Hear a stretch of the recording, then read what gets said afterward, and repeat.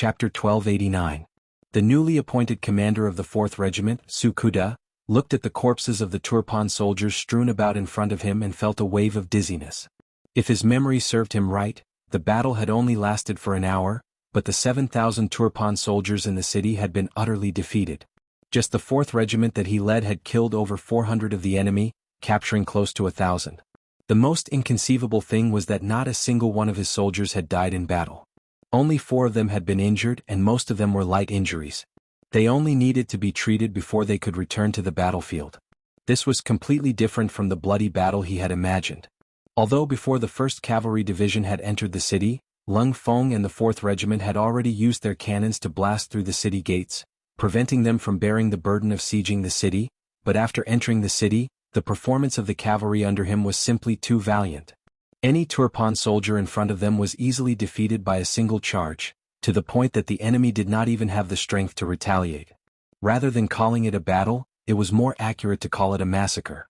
He had long heard that the 1st Cavalry Division was the most valiant cold weapon unit in the 5-star army, but having experienced it personally, he could not imagine it to be so valiant. In comparison, he felt that the victories he had won in the past did not count as much. In fact, they could not even be called great victories, and could only be described as obvious victories. Tsukuda couldn't be blamed for this. In the past he had led an army of foreign races. Although there were some soldiers with good physical fitness, they didn't have much organization. It was difficult for them to coordinate well in battle. Yang Qindong also didn't give them more time to train. He simply let these soldiers search for experience on the battlefield. With the mentality of eliminating sand from the waves, this kind of army often didn't have much fewer casualties than the enemy. After spending so much time with such an army, it would be strange if he was not surprised to see the strength of the 1st Cavalry Division. While he was still in a daze, a cavalry unit came over from the side. The leader was the 5th Regiment commander, Gong Feng. As the 2 regiments were not far from each other, he had also noticed Tsukuda's performance. Gong Feng was curious about this regiment commander who had fallen from the position of commander and had his own opinions. Gong Feng believed that Tsukuda was only punished because he had done something wrong. He still had a bright future ahead of him. Otherwise, he wouldn't have been demoted to a regiment commander but directly handed over to the disciplinary investigation department. Besides, this was the position of the commander of the 1st Cavalry Division. In his opinion, the value of this position was no less than that of an ordinary division commander. In fact, it might even be better. Tsukuda wouldn't lose out much by coming here. Unlike them, this person would leave this place soon. After all, someone who was chosen by the 6th young master to be the commander of an army must have extraordinary ability in commanding an army. Since that was the case, there were only benefits and no disadvantages to befriending this person. Regiment Commander Su, the battlefield should be pretty much cleaned up, right? Using the opportunity when the team walked past the 4th Regiment, Gong Feng casually spoke. "Oh, it's Regiment Commander Gong. Is your 5th Regiment done?" Seeing that it was Gong Feng who was speaking to him, Tsukuda didn't dare to be negligent. He knew that other than himself, the other 4 regimental commanders were all very powerful. In terms of commanding ability, they weren't any worse than him. "And it's done. You can also hurry up here. In fact, cleaning up the battlefield this time is relatively simple. The Mongol army from that day has already arrived. Let them take over. Our 1st Cavalry Division needs to show our might on the battlefield. There's no need to be serious about cleaning up the battlefield," Gong Feng said with his experience. Then he nodded at Tsukuda and led the team away. Looking at Gong Feng's departing figure, Tsukuda thanked him. Gong Feng had come to give him advice. It seems that he would have to learn how to adapt in the future. Of course, he knew that he wouldn't be here for too long. This could be seen from the attitude of Division Commander Tian Hu and the other regimental commanders towards him. They were very polite to him, to the point that they treated him as a guest and not one of their own. Tsukuda naturally wouldn't think that he could integrate into the enemy's camp in such a short time. What he needed to do now was to use all the time he had to learn the strengths of the 1st Cavalry Division. One day when he was leading an army by himself, he should have a big change and a better performance. After the Black Goat City was successfully broken through, the next target was Willow City. When the 4th Division of Lung Feng once again moved the cannons to the city gates, unexpectedly they actually surrendered. The 12,000 Turkmen soldiers in the city all came out of the city and surrendered. Obviously, whether it was the Fire Province or the Black Goat City, they all knew that the strength of the 5-star army in front of them wasn't something that they could stop. Rather than losing their lives in the end, it was better to surrender now and at least keep one life. Following the capture of Willow City, in the entire east of Turkmenistan, other than the ruined city near the Han Sea, there were no other Turkmen forces. Even this city only had 2,000 soldiers. Any one of them would be able to take it down. After dealing with the security threat in the east, Yang Qindong also needed to consider sending troops to Turkmenistan. It was time to completely destroy the Turkmenistan forces. He had this plan a long time ago. Once the various forces were in place, Yang Qindong would personally lead the troops out of Turkmenistan and begin his conquest of the Ili region. It was also at this time that the 250,000 troops of the Kazakh and Aries dynasty arrived in the Ili region. Their appearance increased the confidence of the three Turkmenistan countries to go against the five-star army. After leaving Turpan, Yang Qindong decided to fight his first battle at Sabashi City, another large city in Turpan that was heading south. Based on the Intel Department's intel, there were 15,000 Turkmen soldiers in Sabashi City. They had already made preparations to defend the city. There was enough grain in the city and there were huge rocks, logs and kerosene on the city walls. They were just waiting for the five-star army to arrive and teach them a lesson. The morale of an army depended on whether they won the battle or not. Let's put it this way, if they were defeated in a few battles, any army would face a situation where their morale was low. If there was even the slightest movement, it was very likely that they would collapse. Sabashi City was the first line of defense that Harden Bartle had left for the five-star army. He did not even hope that the city could be defended. As long as he could delay for a period of time and make it difficult for the five-star army, it would be considered a victory. This way, once winter arrived, the five-star army would have no choice but to stop attacking.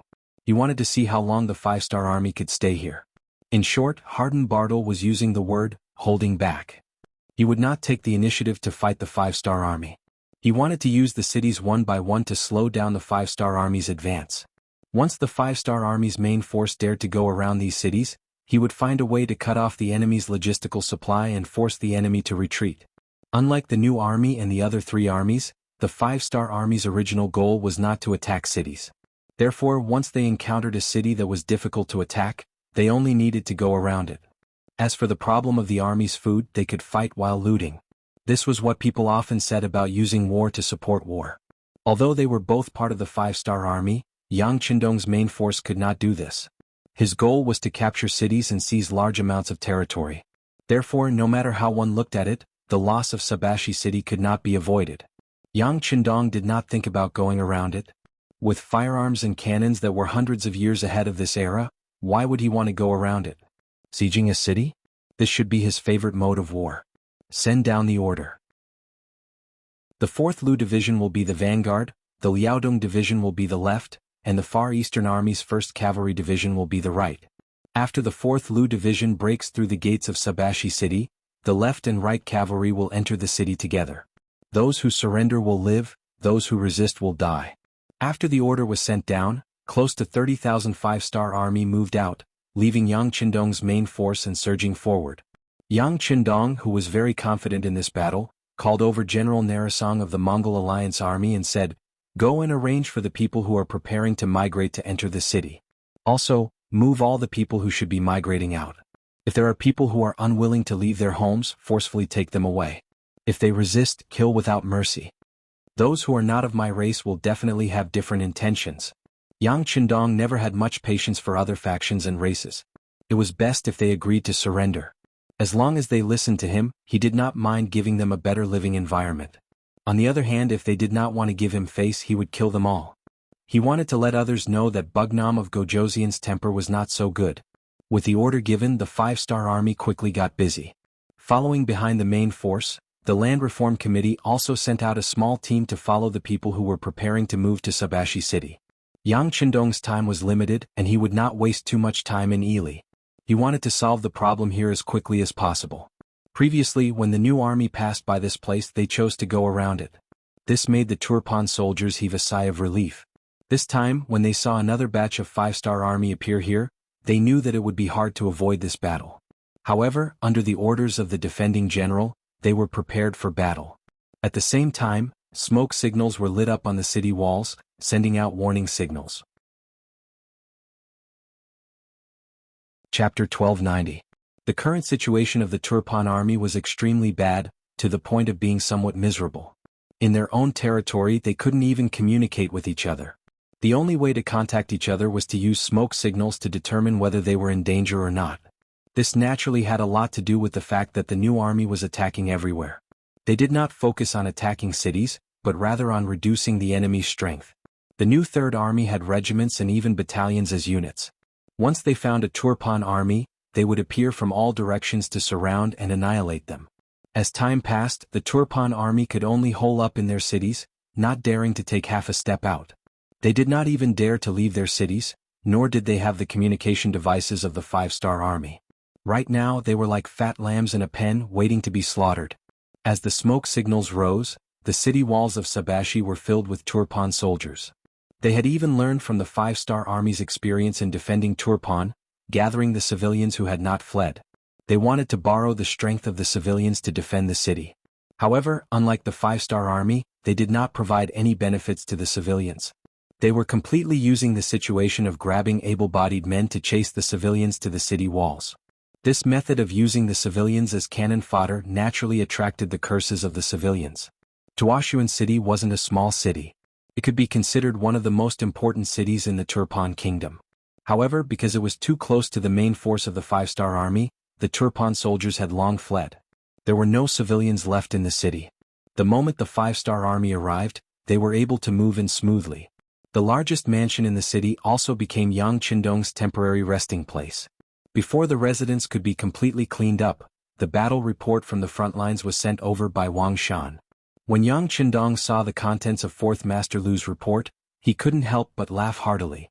His face was filled with joy as he said, "This is really like the saying, if you don't seek death you won't die. The Turpan soldiers are forcing the civilians like this, how can they still have the hearts of the people? Once the hearts of the people turn against us, we can save a lot of trouble by occupying this place." Beta Persei at the side also saw the telegram and nodded in agreement. That's right, it seems that the Turpan army does not treat the civilians as humans at all. This will cause the civilians to riot. They are shooting themselves in the foot. After saying this, Beta Persei had a worried look on his face. He continued, "There are so many civilians on the city walls, are we still going to continue running?" "Of course." Yang Qindong said with an extremely confident tone, "Right now the civilians are not our civilians, we have no obligation to ensure their safety. If they wanted to blame someone they could only blame themselves for following the wrong master. If they wanted to blame someone they could only blame themselves for not escaping from Supa City in time.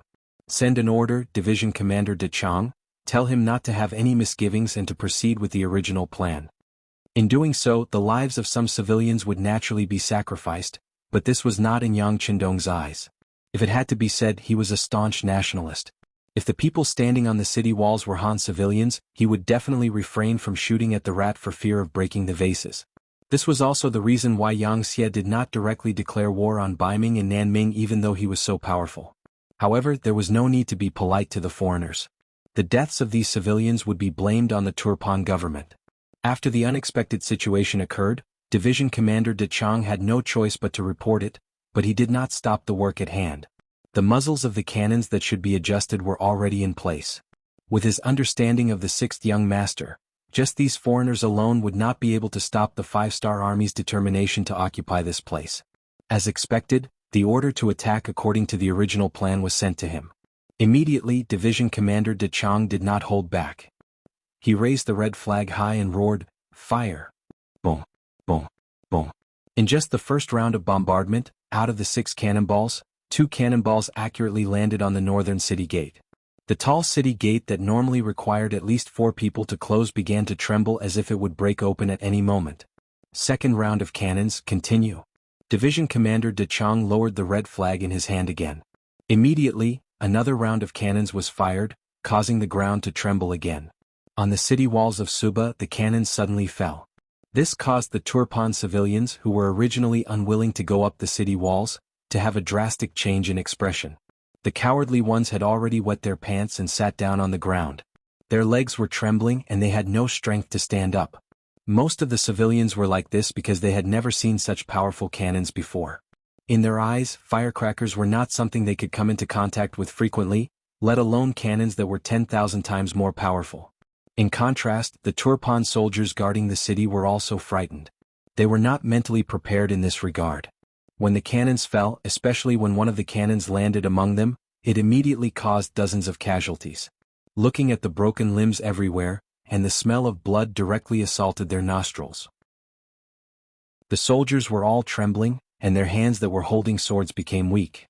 At this point, how could they still have the time to monitor the civilians' performance? The series of cannons completely disrupted the Turpan army's plan, and also caused their already low morale to drop to a freezing point. When another 6 cannons were fired, one of them destroyed the north gate of Suba. The Liaodong Cavalry Division and the Far Eastern Army's 1st Cavalry Division, who had been waiting for a long time, rushed in through the gate. When the battle cries rang out in all directions, the soldiers' last line of defense completely collapsed. At this moment, most of them did not fight with their weapons. Instead, they threw down the weapons in their hands and turned to flee. This was not a battle strategy of this era, and it caused their confidence to be completely destroyed. In their hearts, an indelible thought was formed. The 5-star army was not human and could not be defeated. The 2 divisions of cavalry smoothly entered Sabashi city from the north gate. The cannons also stopped firing, but the chaos in the city did not stop. They did not expect the 5-star army to arrive in front of them so quickly, and the Turpan soldiers in the city did not make any preparations. As a result, the 5-star army cavalry charged in all directions, and unless they threw down their weapons and surrendered, they were all killed by the brave 5-star army cavalry soldiers. There was almost no resistance, and Suba was conquered by the 5-star army. They captured and injured over 10,000 enemies, and saved over 30,000 civilians. From the start of the cannons to the end, it only took 6 hours. When the news of victory reached Yang Qindong, he waved his arms and said excitedly, "There is no need to pack up anymore. We will set off now and head to Suba. At the same time, we will inform the 4th Division and the rest of the front line to continue forward. Our next target is Kunlui City."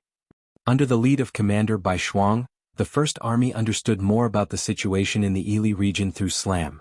After discussing with the 4 division commanders, they finally gave up on Dayu City and chose to charge towards Nalita City. Under the meticulous planning, Slam introduced the grain merchants to Nalita City. Under the same method, they took another city without any bloodshed. Could be said that their progress was extremely fast. When they were about to take the city of Telhala, the news finally leaked out. After all, this was already within the borders of the Ili Empire. Their spies were everywhere, and it was impossible for the 30,000-strong 1st Army of the Outsiders to remain completely silent. The city gates of Telhala in front of them suddenly closed, the city towers filled with soldiers. When the news reached Bai Shuangji's ears, he immediately made the decision to bring the army and the provisions he plundered from the 2 cities to attack. Just when everyone thought that a siege was about to break out, the 1st Army of the Outsiders actually took a detour around the city, leaving Telhala behind. They charged straight for the capital of Ili Empire from outside the city. The 5-star army actually appeared in his own territory and so close to the capital. When King Bao Lide heard the news, he was so scared that he broke out in cold sweat. He quickly called the Prime Minister Apu to discuss countermeasures. "Prime Minister, the 5-star army actually appeared. This is all thanks to you." When Bao Lide saw Apu, he held his hand tightly and spoke with a grateful expression on his face. Before, Apu had suggested that the 5-star army didn't play by the rules when they fought. In order to prevent sneak attacks and sudden invasions, they should send out more scouts to keep an eye on the surrounding areas. Bao Lide didn't agree with this request from the bottom of his heart. He didn't think it was necessary. No matter how powerful the 5-star army was, wasn't there a heavenly mountain between them? Even if the army could come over, they wouldn't be able to transport the grain. Moreover, the 5-star army still had the Turpan kingdom to deal with. What he should do now was to do his best to solve the problem in front of him, and not go around looking for trouble with them. If this wasn't Prime Minister Apu's suggestion, King Bao Lide would have directly refused. He didn't want to hurt the Prime Minister's feelings, so he reluctantly agreed and let the Prime Minister do as he saw fit. What he didn't expect was that it was all thanks to the scouts that he sent out. Otherwise, even if the 5-star army was at his doorstep, he wouldn't know anything. Apu's expression was very heavy. He didn't look happy at all because he discovered the 5-star army ahead of time. In fact, this couldn't be considered as discovering the enemy ahead of time. They had already lost Little Yule City and Nalita City. Their reaction was already half a beat too slow. "Your Majesty, I've already received the news. The 5-star army really did come from Heavenly Mountain. They didn't bring a large amount of grain, they just attacked the city and looted it. Chapter 1291. What?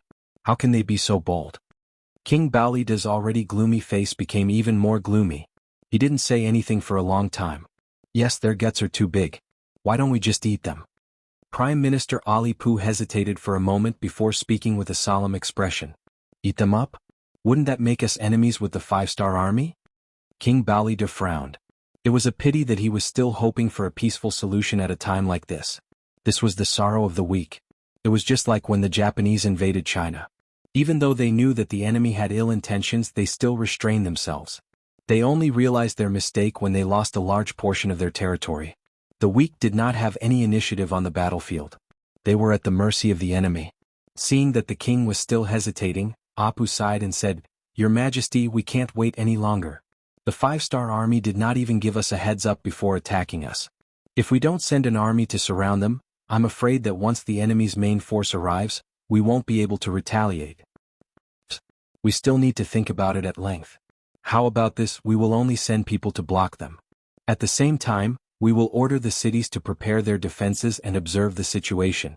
King Baolida was still hoping that the 5-star legion would be at a disadvantage on the main battlefield, and they would be stopped by the Turpan Kingdom's army. If this was the case, perhaps they wouldn't even need to make a move. The 5-star army would have to withdraw from this place. In this way they would be able to obtain victory without shedding a drop of blood on their blades. Once the 5-star army retreated, they would not lose any strength. Wouldn't that be the best time to take over the Turpan and Yarkyang territories? At this moment, King Baoli was still dreaming of unifying the entire region.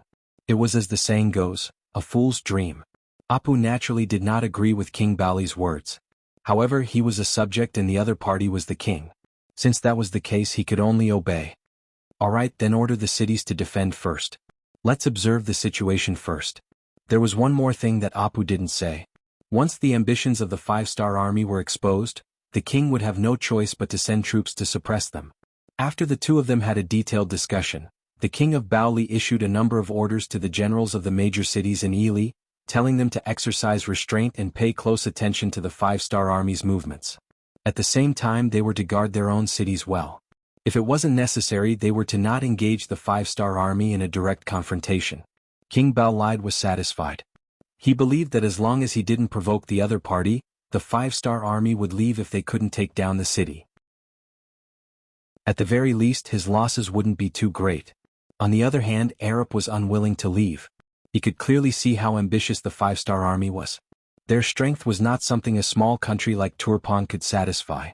Right now, the most important thing to do was to unite and fight against the enemy together, and not watch each other make fools of themselves and be defeated one by one. I can only persuade His Majesty next time. Let's go back. After leaving the palace, Arab sat in a sedan and headed back to the Prime Minister's residence under the protection of 20 guards. What he didn't know was that after he left this time, when he returned to this place, everything had changed. Just as Arab and his men left the palace, several pairs of eyes stared at them from a dark corner. Soon a very small voice sounded out.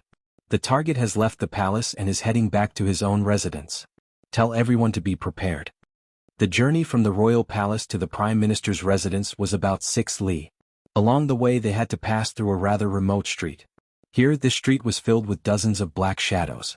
All of them only had one goal, and that was the slowly approaching palanquin. Arab sat in the sedan with his eyes closed and a worried expression on his face.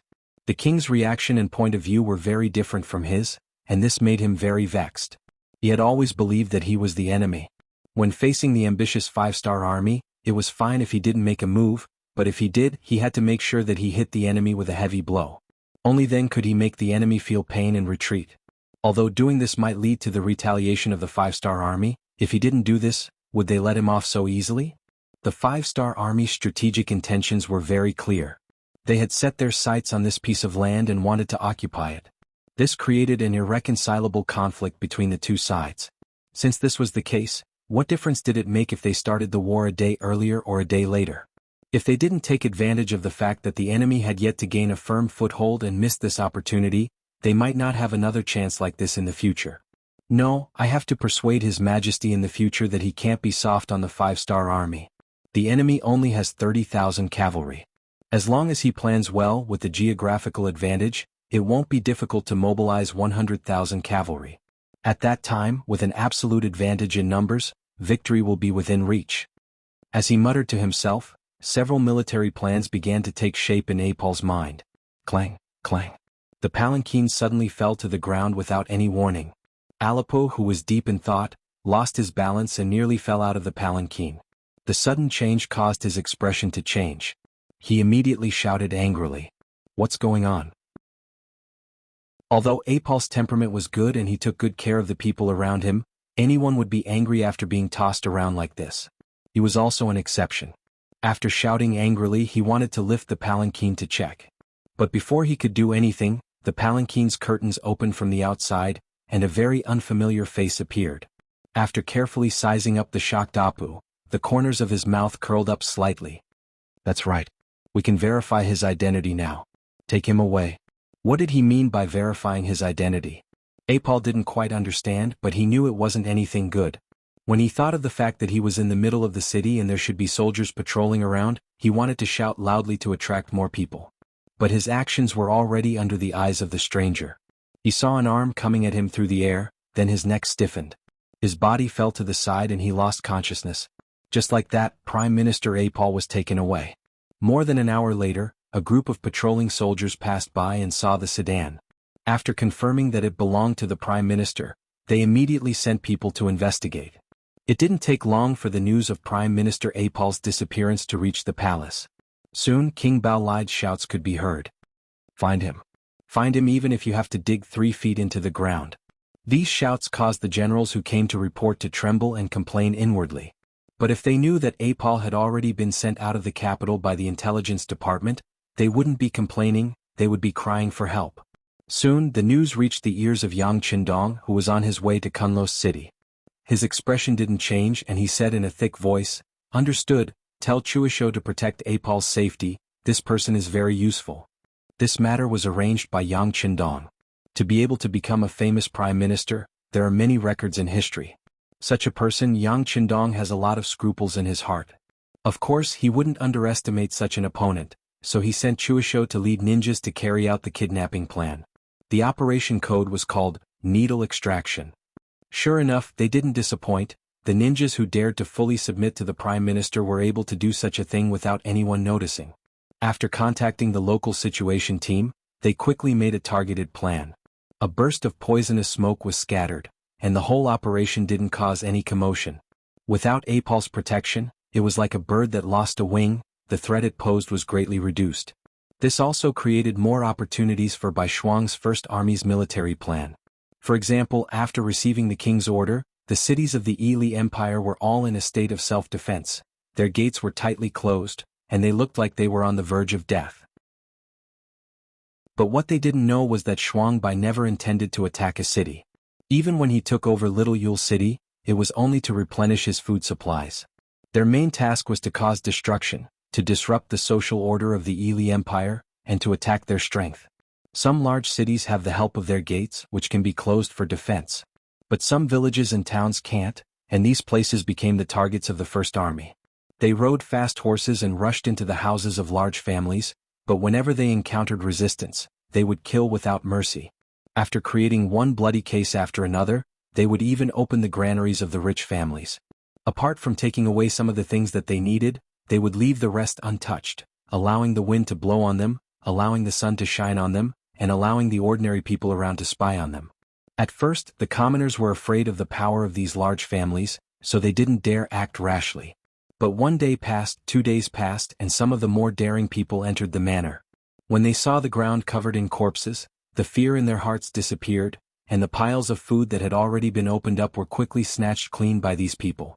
This happened once, and when this happened frequently and the large family's food was exposed to the commoners again and again, they no longer hesitated, nor would they wait for a day or two. They only needed to see the 5-star Army's cavalry leave, and then they would take action to snatch.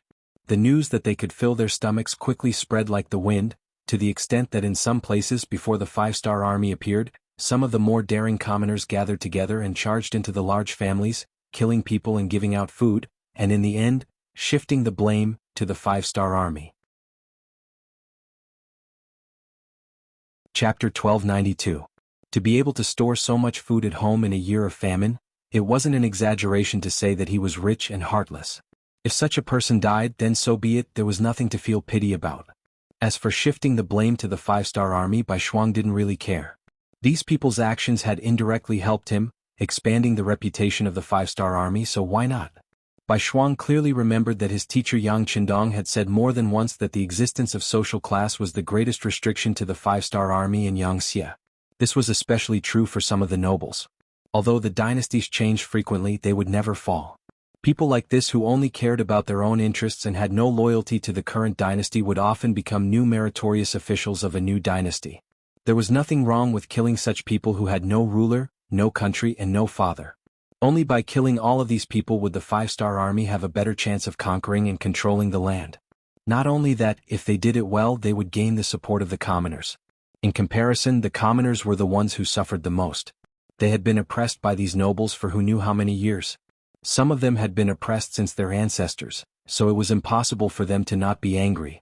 The only reason why they didn't say anything was because they were too cowardly and didn't have enough strength. Since it was like this, the five-star army could help them and be the leader. Reality proved that this was indeed quite effective. This was because in many places, especially the commoners who had been oppressed by the nobles, began to look forward to the arrival of the five-star army. Some of the more far-sighted ones had already brought their travel expenses with them to find the five-star army and join them. Their many years of life experience told them that only the five-star army could save them. Only the five-star army could help them change their lives.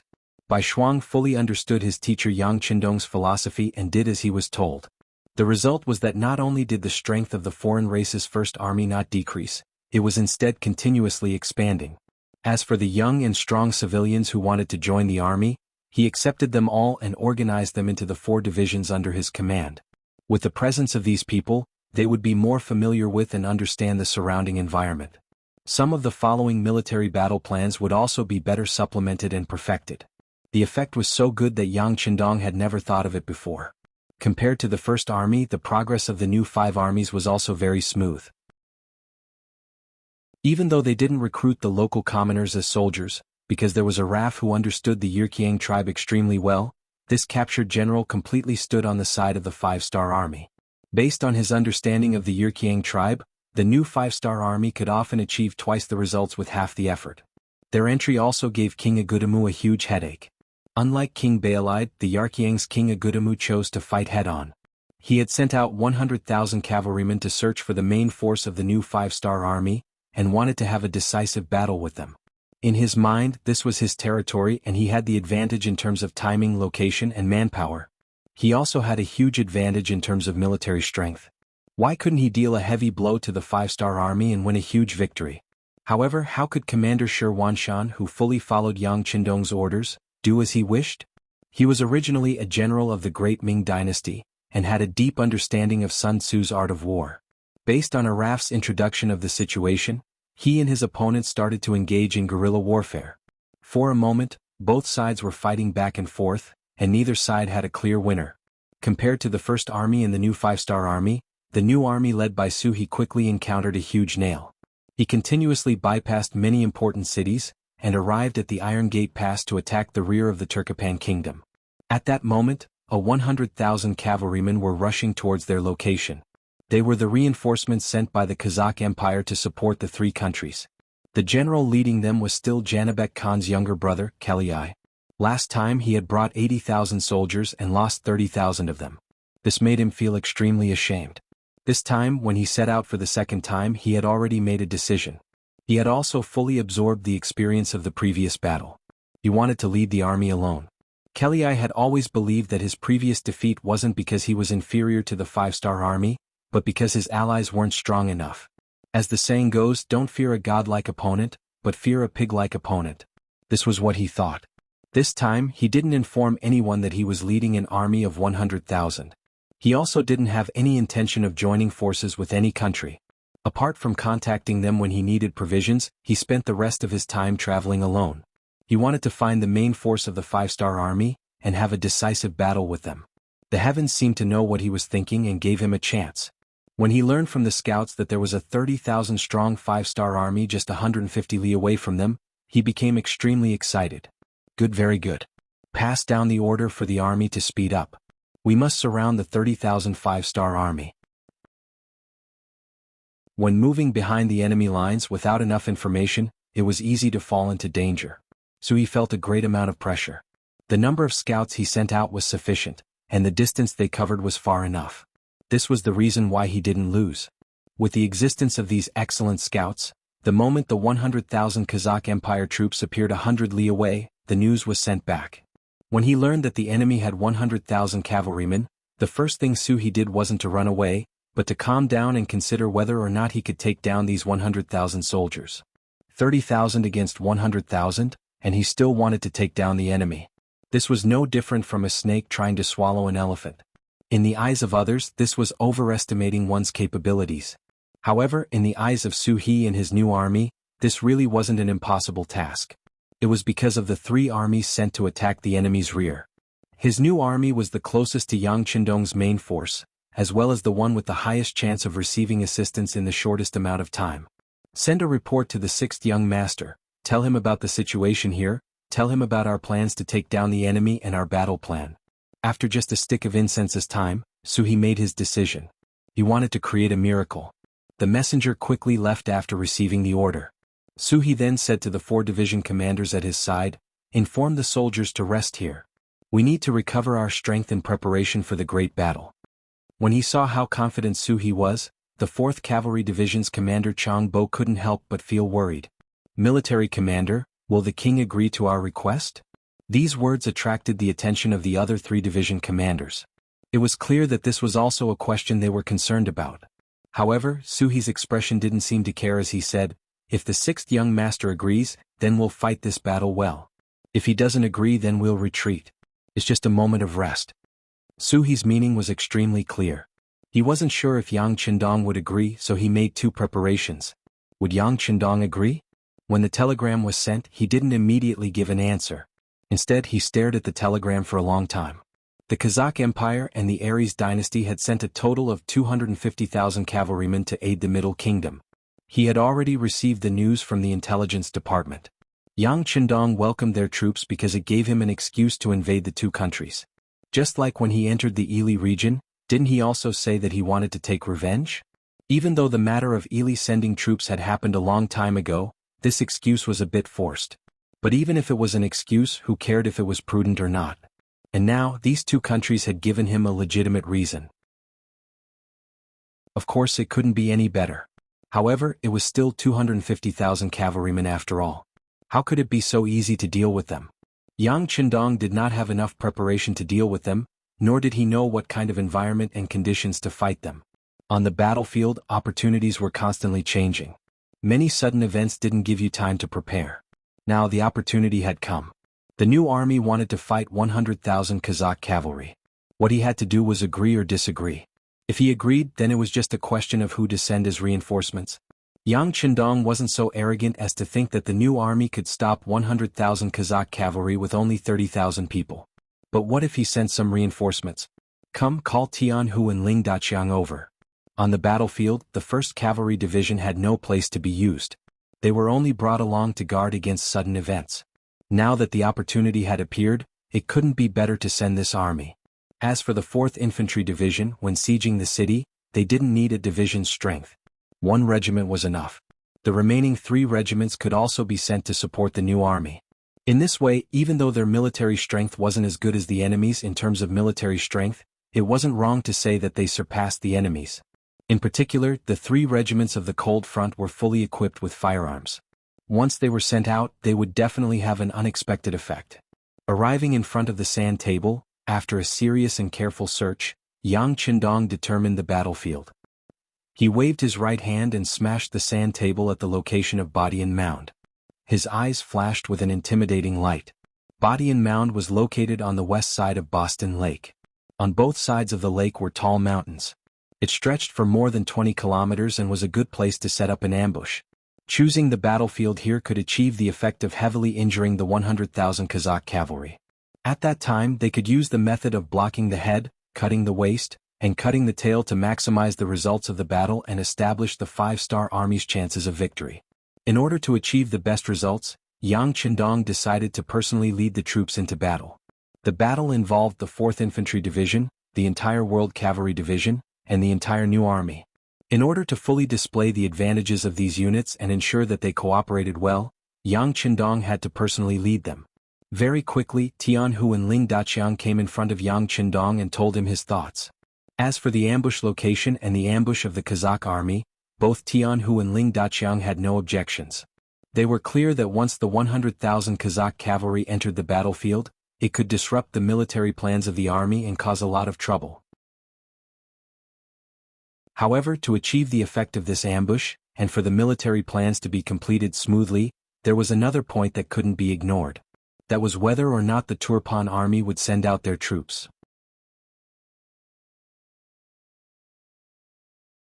Chapter 1293. If the Turpan army were to send troops to assist the Kazakh army, or to help them intercept the Kazakh army, then what they would have to face would not only be 100,000 enemy cavalry but even more. If that was the case, whether or not they could smoothly win this battle would be full of suspense. When the two division commanders raised their concerns, Yang Qindong confidently waved his hand. No, that won't happen. Kelai is a very conceited person. Last time he lost to us, so he won't accept it. This time he has the opportunity to fight with us alone, so he won't lightly ask for help from the Turpan army. Besides, unless it is necessary, he won't be willing to share such a big merit with others. You can rest assured about this. Of course, if the battle doesn't reach a state where we can kill them in one blow, then no one knows what will happen. This requires us to appear outside the ambush area on time. As long as we can do this and trap the enemy in Tianbo Mound, then even if they ask for help, it will be too late. Yang Qindong deeply understood the principle of knowing oneself and knowing one's enemy to be victorious in 100 battles. Often, when facing an army, the attitude of the enemy's general would determine the final direction of the battle. It could be said that he had studied Kelai thoroughly, which was why he could say these words so confidently. Seeing the sixth young master so confident, Tian Hu and Ling Daqiang looked at each other and nodded. In their view, even if there was an accident in the battle and Kelai asked for help from the Turpan army, with their ability they could just retreat. Would they really be surrounded? After the three of them discussed for a while, they came up with a final strategy. Then the two generals left the tent to count the troops. Yang Qindong also called Beta Persei and asked him to gather 2,000 black cavalry to prepare to fight with the 4th Division. At the same time, he also asked Wang Shan to send a telegram to the new army commander Su He, ordering him to lure the enemy in and lead the Kazakh cavalry into Tianbo Mound and into the ambush area. With a single order, the army began to get busy. In order to not alert the enemy, Yang Qindong ordered the remaining troops to continue towards Kuanlai city and attack the city according to the plan to attract the enemy's attention. Meanwhile, he himself led the Black Cavalry Dragon Guards and the main force of the 4th Division to leave the official road and head towards Bo Tian Mound. The location of the ambush had been determined, and the next thing to do was to reach the location within the specified time. This would determine the success or failure of this battle. Therefore, after leaving the official road, Yang Qindong and the Black Cavalry rode fast horses and galloped with the main force of the 4th Division. In order to reach their destination on time, the soldiers of the 4th Army Division traveled light. They didn't bring anything they didn't need to ensure their speed. It was the same for the Black Knights and Dragon Guards. Each of them was given 3 strong horses. After a while, they would change horses to ensure that they maintained the same speed as they reached their destination. At the same time, the new army commander Su He received the order. After seeing Yang Qindong's telegram, he called the 4 division commanders over. First, he found the location of Tianbo Mound on the sand table, and then read out the military order. Everyone, this time, the 6th young master will personally lead the troops into battle. Our new army's opportunity to show off has come. Now, I announce that the task of luring the enemy will be handed over to. Su He didn't immediately make a decision. Instead, he looked at the 4 division commanders one by one. Feeling Su He's gaze, the 4 division commanders tried their best to raise their heads, showing their determination to fight. The task will be handed over to the 1st Cavalry Division. Division Commander Ku, is there a problem? In the end, his gaze fell on Division Commander Bai Kai. The 4 division commanders of the new army were all brave and fierce. On the battlefield, they were all experts on horseback, but at the same time, they all had their own specialties. But in terms of commanding ability, Kulu, who almost became a division commander, was better. This person was good at coordinating the overall situation, especially when it came to defense. Giving this task to him was the most reassuring. Kulu's body tensed up when his name was called. He knew that this was the division commander's way of giving him a chance to perform. Previously, because he helped the First Army's former division commander, Tsukuda, hide military intelligence, he was given a warning, and because of that he lost the chance to become a division commander. Now that the opportunity had appeared in front of him again, he immediately replied loudly, "Yes, I promise to complete the task." It's good to have confidence, but this time, you're using a division to lure 100,000 soldiers. In order to not let them see anything, the other 3 divisions must retreat and not give you any help. It can be said that the success or failure of this battle will all depend on you. Do you understand the importance of this task? After all, this was not a small matter. It involved the victory or defeat of nearly 200,000 soldiers. Suhi had no choice but to remind Kulu. This subordinate understands. Division commander, please rest assured. If this task is not completed, I will bring my head to see you. Kulu naturally knew the difficulty of this task, but he was not afraid. He believed in the soldiers of the 1st Cavalry Division. He also believed that as long as the preparations were done well, the task would definitely be completed. Good. What he needed was Kulu's determination. Suhi nodded with satisfaction. Then he ordered the other 3 divisions to raise their flags and pretend to retreat in a sorry state. Of course, this was to let the Kazakh cavalry see. This was also the only thing he could do for Kulu's 1st Cavalry Division. After that, the 3 divisions of the new army's main force ran away. In order to make it seem more realistic, Suhi ordered the troops to throw away some of their equipment after a certain distance. This made it seem like they were retreating in a hurry and fleeing in a sorry state. Only by doing this could they lure the enemy's army into an ambush circle. This action of the new army was quickly discovered by the Kazakh cavalry scouts. One by one they reported it to General Kellyai, causing him to laugh uncontrollably. Good, it seems like our sudden appearance has indeed caught the 5-star army off guard. Very good, order the army to speed up and catch up to the 5-star army. Then we'll eat them up. After Kellyai returned to Kazakh after his defeat, although his brother Janibek Khan did not blame him, he still felt very uncomfortable in his heart. Especially the unwillingness in his heart. From the beginning to the end, he did not have a chance to properly fight with the 5-star army. This made him feel even more unjust. If it was a fair battle and he lost, then there was nothing to say. However, losing to an ally was something that he could not accept. This time he brought another 100,000 troops to battle. He had thought it through and decided that he must have a fair battle with the 5-star army. He wanted to let the enemy know the power of the Kazakh cavalry. Kellyai happily gave the order. His deputy, who was personally placed in the army by Janibek Khan, narrowed his eyes and stepped out. "General, should we send a message to the king of Turpan and ask him to cooperate with us to block the 5-star army's escape route?" Hearing this suggestion, Kellyai did not immediately reply. Instead, he fell into deep thought. Of course, he knew that blocking the 2 sides was much more effective than chasing after them alone. However, deep in his bones he did not trust these allies. He did not want to share this great merit with others. If the Turpan army appeared and blocked the 5-star army's escape route, then he would be very unwilling to share the merit with others. After thinking about it again and again, he decided to give it a try. If it really did not work, then he would send someone to inform the Turpan army. Furthermore, he had 100,000 soldiers and the enemy only had 30,000 cavalry.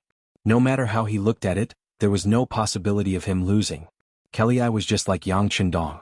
He did not inform the Turpan army of the situation. This was also his fate. This would also become the most regretful thing in his life. After making up his mind, Kellyai ordered General Porta to be the vanguard and move quickly. The order he gave was to quickly chase after the escaping 5-star army and viciously bite their tails. It would be best if they could tangle with them and create enough time and opportunity for the main force to arrive and form an encirclement. Porta was also a famous general in Kazakh. After receiving the order, he immediately ordered 10,000 cavalrymen and 3 days' worth of rations to leave the barracks and run in the direction of the new army's escape route. To be appointed as the vanguard general, Porta was very ambitious. He wanted to achieve the greatest merit to prove his ability. However, this raging fire was quickly extinguished. Just as he was about to reach a valley after forcefully marching for 100 miles, countless arrows suddenly flew out from both sides of the road. His vanguard of 1,000 cavalrymen quickly suffered heavy losses. In the end, only 200 to 300 of them managed to escape. They had a bad start. When Porta heard the news, he was very angry. He angrily scolded the vanguard general for being incompetent and cowardly. Then he personally led 3,000 cavalrymen to the front. As expected, as soon as they arrived, they were attacked by arrows. However, Porta was prepared and quickly launched a counterattack. He ordered his cavalrymen to split into two groups and rush to the high ground on both sides. Under Porta's command, the 3,000 cavalrymen rushed through the waves of arrows and rushed to the top of the valley, which was more than 20 meters high. The 2,000 five-star army that were lying in ambush here kept retreating. Many bows and quivers were thrown all over the ground, and the few war horses were abandoned as well. Ha ha ha. Seeing the result of this battle and the five-star soldiers rushing into the dense forest in the distance, Boda threw his head back and laughed heartily to release the joy in his heart. However, he did not notice that although they had captured a lot, they did not leave behind a single five-star army soldier. However, at this moment he was completely enjoying the feeling of victory. Everything else had already been thrown to the back of his mind. Do you see that? This is the powerful five-star army that people have been talking about. Come on, let's continue forward. Porta was happy and the vanguard continued to move forward. Chapter 1294. After another 5 kilometers, another wave of arrows arrived. But this time the Kazakh cavalry were prepared and did not panic.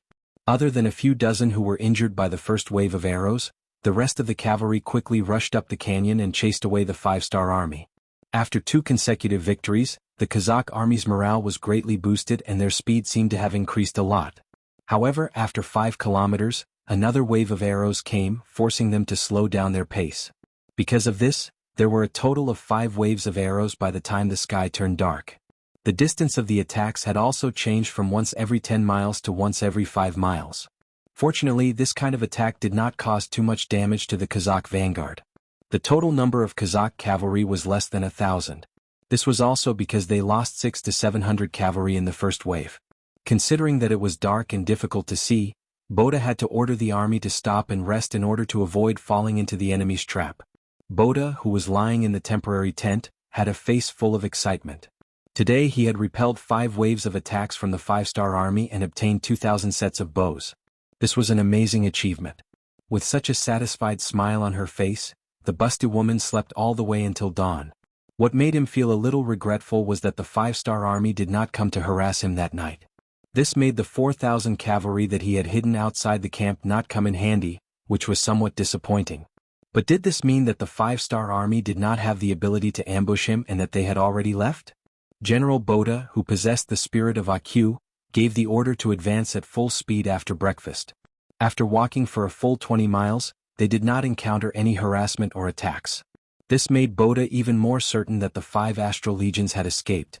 Now he could finally let go of his hands and feet and advance at full speed. Not long after his order was issued, the army's formation began to scatter after advancing for more than 3 kilometers. The arrow attacks that had disappeared for a while appeared again. The attacks from the bows and arrows in the dense forest were even more intense than before. In just one wave of attacks, over 100 riders were hit by the arrows. Cries of pain and curses rose and fell one after another. The sudden counterattack was completely unexpected, and the Kazakh cavalry who had already lowered their vigilance suffered a great loss. What was even more frightening was that after the 2 waves of arrows were fired, the five-star army still charged forward, brandishing their sabers as they charged into the enemy's ranks. Immediately, streams of blood splattered out, dyeing the five-star army's armor red. Don't panic, counterattack, counterattack. Seeing soldiers falling off their horses, Boda roared and led the cavalry around him in a counterattack. However, the five-star army's cavalry came quickly and left even faster. They didn't give Porta a chance to counterattack and disappeared into the dense forest on both sides. By the time Sark's army arrived, they had already disappeared. This was clearly a premeditated attack. With the mentality of running after one shot, they came and went without a trace. After they left, General Boda sadly discovered that in just half an hour, he had lost over 1,000 cavalrymen, and the number of injured soldiers had increased by nearly 1,000. This kind of loss was a huge blow to General Boda. They hadn't even engaged the enemy yet, but they had already lost nearly 30% of their strength. This made him have no choice but to be vigilant and send as many scouts as possible into the dense forest to ensure the safety of the vanguard. The advantage of doing this was that the possibility of a surprise attack was very small, but because of this, the marching speed of the army had to be slowed down. 15 miles away, the commander of the new army's 1st Cavalry Division, Kalu, was waiting for news with the main force. After seeing the 1st Regiment return, Kalu couldn't help but let out a sigh of relief. Especially when he saw the smell of blood on the returning soldiers, he knew that the harvest was not small.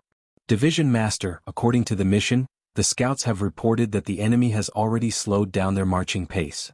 The Tan commander Wu Ba chuckled, his face full of pride. In this battle he had led 2,000 cavalrymen and achieved a 1:1 ratio of casualties. On the other hand, he had lost less than 50 cavalrymen. This result could be said to be perfect. Hearing Wu Ba's report, Kalu nodded with satisfaction. Very good. This time your 1st Regiment will be given a merit. Next we will continue to harass them. In short, we must delay the enemy's advance. 80 miles behind us is Bo Tian Mound. That will be the end of our retreat. There were still 3 days before the main force would complete the encirclement. In other words, he had to hold on for 3 more days. A distance of 80 miles could be covered in just a few hours for elite cavalrymen. One could imagine how much pressure he was under. As the regiment commander, Wu Ba naturally knew about their 1st Cavalry Division's mission. The complacent expression on his face immediately vanished. Don't worry, division leader. We will definitely complete the mission. Even if we have to sacrifice all of our brothers, we will still hold on for 3 days. That's right. This time, even if all of our 1st Cavalry Division dies, we will not let the enemy pass through Bo Tian Mound. Commander Kalu, who had always advocated for the smallest price to obtain the greatest victory, also changed his style at this moment. He was ready to go all out. If it was said that the loss of the 1st Cavalry Division would be able to kill 100,000 Kazakh cavalrymen, it would be worth it no matter how one looked at it. When Kalu received this mission, he knew that this was going to be a fierce battle. Although he did not like this way of fighting as a soldier, it was his duty to obey orders.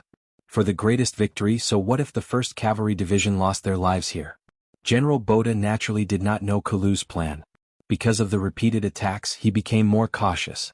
When the army advanced, the distance between the cavalrymen became closer. In addition, the number of scouts increased. Although the 5-star army would occasionally appear to harass the enemy, most of them were repelled by General Boda. The army did not suffer any losses. The price of this was that the marching speed of the army was very slow, to the point that by noon the next day, General Kellyai had already caught up to them with the main force. After seeing the vanguard moving so slowly, Kellyai was naturally dissatisfied. He had a guard call Boda over and scolded him. Boda also knew that the marching speed was too slow, so he did not say anything. When he saw that Kellyai was tired of scolding, he made his request. He needed more cavalry. Only by increasing the number of scouts could the army advance faster. Kellyai still valued Boda very much. Otherwise, he would not have arranged for him to be the vanguard general. Since Boda said so, he naturally had his own considerations and difficulties. Kellyai quickly agreed to this request. He immediately assigned 5,000 cavalrymen to the vanguard as scouts. With the addition of these new cavalrymen, whenever there was a dense forest on both sides of the road, groups of cavalrymen would rush into it, looking for any unsafe factors. It was also because of this action that several companies of the 5-star army that had been lying in ambush were discovered. Among them, one company was a little slow in retreating and was surrounded by these Kazakh cavalry scouts. After an hour of bitter battle, the company was completely wiped out. When the news reached the ears of Division Commander Kalu, his face became very serious. There were still 2 days before the main force could complete the encirclement. The speed and reaction of the Kazakh cavalry far exceeded his expectations. If he did not send out the main force, he was afraid that they would not be able to last until then. Order the 2nd Regiment to attack in units. In short, the main task is to delay the enemy's advance. If we can fight, then we can. If we can delay, then we can. Kalu gave the order with a pained expression. When he saw the 2nd Regiment commander leading the soldiers of the 2nd Regiment away, his eyes were filled with tears. He was very clear in his heart that it would be good if 20% of the soldiers came back. They are all heroes.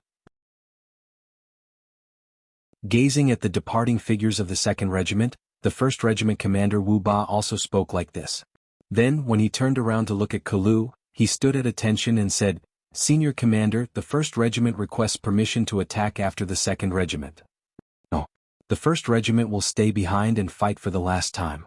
Kalu shook his head. In terms of fighting strength, the 1st Regiment was naturally the strongest. Since that was the case, the best steel should be used on the edge of the blade. When the time came, he and the 1st Regiment would be the last barrier to stop the Kazakh army from advancing. Time passed by minute. The 3rd Regiment of the 4th Regiment and the 2,000 Black Cavalry led by Yang Qindong had arrived at the designated location 3 hours earlier than planned. From their point of view, they could faintly hear the sounds of killing from time to time. "Young master, our soldiers have found suitable places to hide." Beta Persei returned to Yang Qindong's side after patrolling the army. At the same time he reported to Yang Qindong with a trace of worry on his face. Yang Qindong knew what Beta Persei was worried about. Not long ago the commander of the new army, Su He, sent a telegram. After they got rid of the scouts sent by the Kazakh army, they were now rushing to the exit of Badian Mound. In other words, the main force of the new army had not arrived yet. Now, only the 1st Cavalry Division, who had stayed here in advance, could fight the enemy. A division of only 8,000 people, but they had to stop 100,000 iron cavalry. One could imagine how difficult this task was. Even if Beta Persei led the team, he could not guarantee that they would be able to complete the task. After Yang Qindong heard the report, his expression did not change. He put away the military binoculars in his hand and said without turning his head, "Go and ask where the 1st Cavalry Division is and how long it will take to reach the designated location."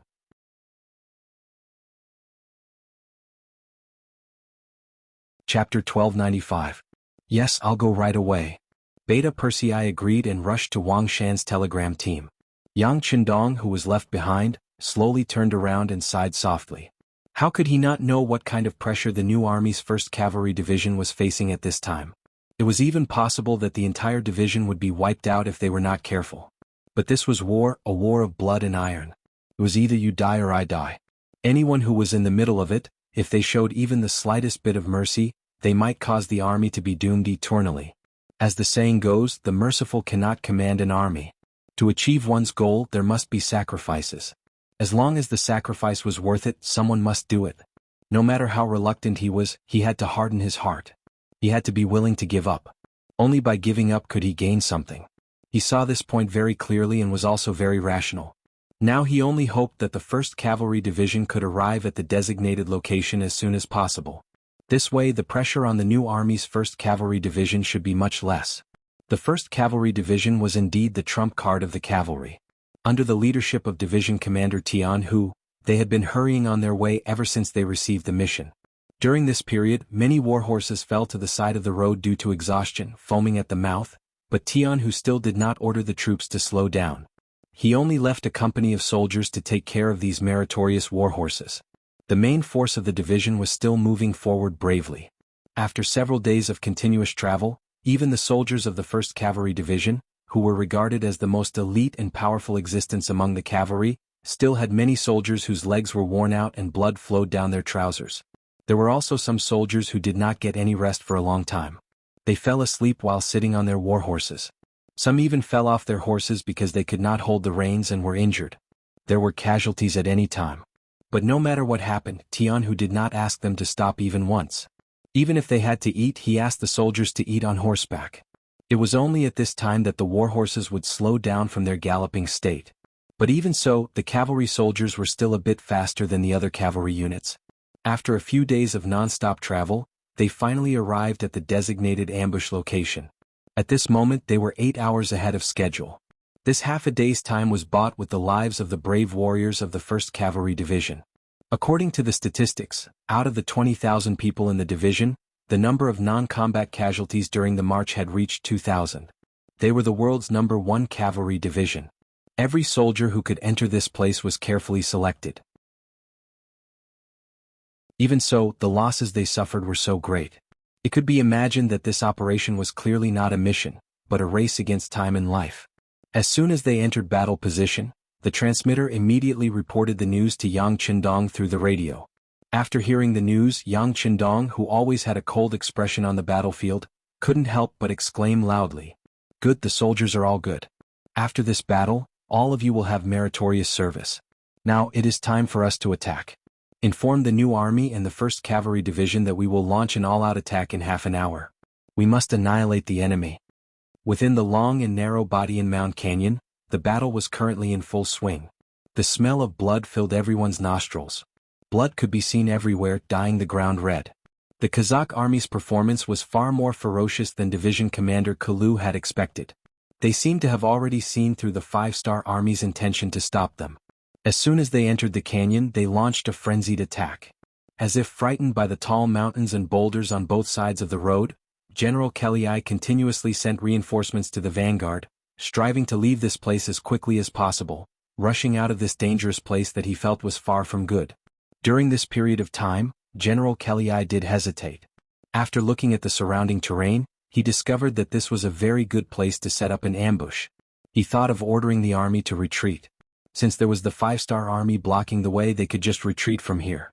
However, when he considered the fact that there were carriages carrying provisions and supplies behind them, it would be easy for the cavalry to turn around.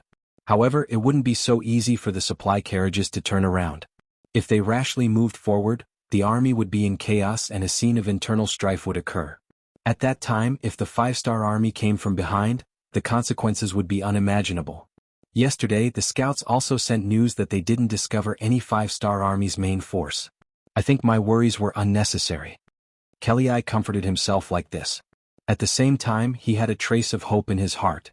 He also gave the vanguard General Boda a death order. Within 4 hours they had to open this passage and let the army smoothly pass through here. For this, he added another 10,000 soldiers to the vanguard.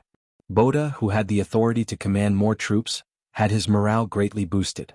Under his command, he led the cavalry to charge forward fiercely and quickly wiped out the main force of the new army's 1st Cavalry Division. After a series of battles, the exit of the canyon was right in front of them. Hope was right in front of them. The 1st Cavalry Division, who fought with all their might, couldn't stop themselves from retreating. During this time, Kalu, who was the division commander, also pulled out his saber and joined the battle. Even the direct subordinate battalion of the 1st Cavalry Division charged forward. It was precisely because Kalu had suppressed the last of his strength that he was able to save the life of the 1st Regiment commander, Wu Ba, allowing this regiment commander who had already fainted to be pulled back from the battlefield. However, at this time, there were less than 500 cavalrymen left. In a short 2 days, the 1st Cavalry Division went from a full strength of 8,400 men to less than 1,000 men. It wouldn't be an exaggeration to say that they were almost completely wiped out. This result was far more tragic than what Kalu had imagined. Kalu, who was wearing a white battle robe that was now dyed red, turned his wrist and looked at the military watch that the 6th young master had personally given to him. His face was gloomy. There were still 14 hours until the appointed time, but the soldiers in his hands were almost exhausted. Perhaps in the next charge the entire army would be wiped out. He might also die on the battlefield like the majority of the soldiers, wrapped in horse hide. If he were to die on the battlefield, Kalu had already mentally prepared himself for this from the day he joined the 5-star army. However, he really couldn't accept dying like this. He still hadn't completed his mission. Once the Kazakh army charged out of the canyon behind them, all of the plans that Yang Qindong had made before would become useless. The soldiers of the 1st Cavalry Division would also die in vain. This was something that he absolutely couldn't accept. Fight, no matter what, we have to hold on for 16 hours. Kalu used his blood-soaked battle robe to wipe the glowing white saber in his hand. His face flashed with a resolute expression. There were less than 1,000 cavalrymen around him. Most of them were injured and some of them were even seriously injured. They were still bleeding. However, at this moment, no one doubted his words. They firmly believed that as long as they were still alive, they wouldn't allow any enemy to charge out. Kalu arranged for 2 bodyguards to send the unconscious Wu Ba away.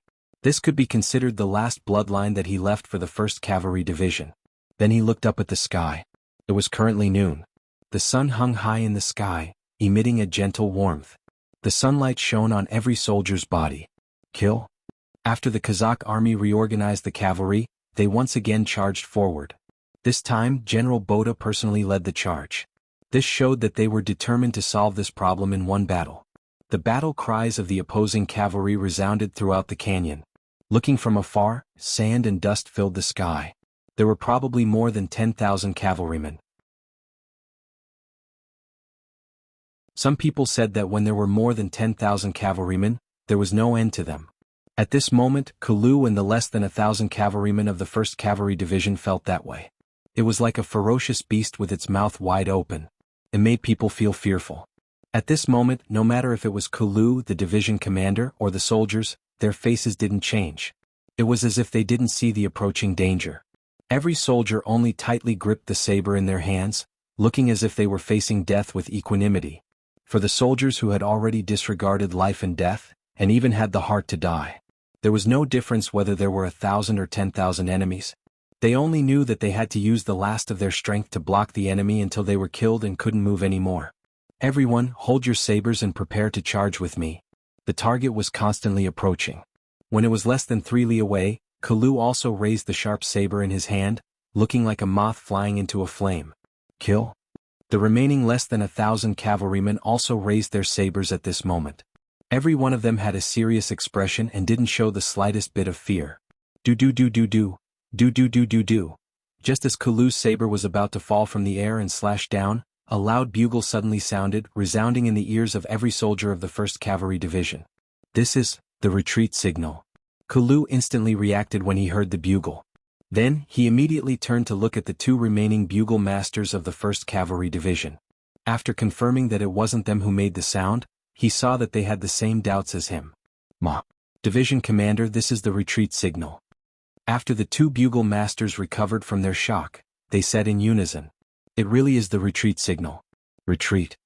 After getting a definite answer, Kalu only hesitated for a moment before shouting loudly.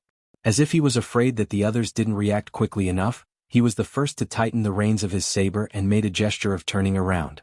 At this moment, the retreat signal was definitely the main force of the 5-star army. In other words, all the plans were in place, and the 1st Cavalry Division's mission was completed. At this moment, he didn't want to lose any of his cavalry brothers because after going through so many bloody battles, those who could still survive and continue to jump on their horses to kill the enemy would be the best of the best. If he kept one of these people, there would be more elite soldiers in the future. These were all treasures and they couldn't afford to lose them.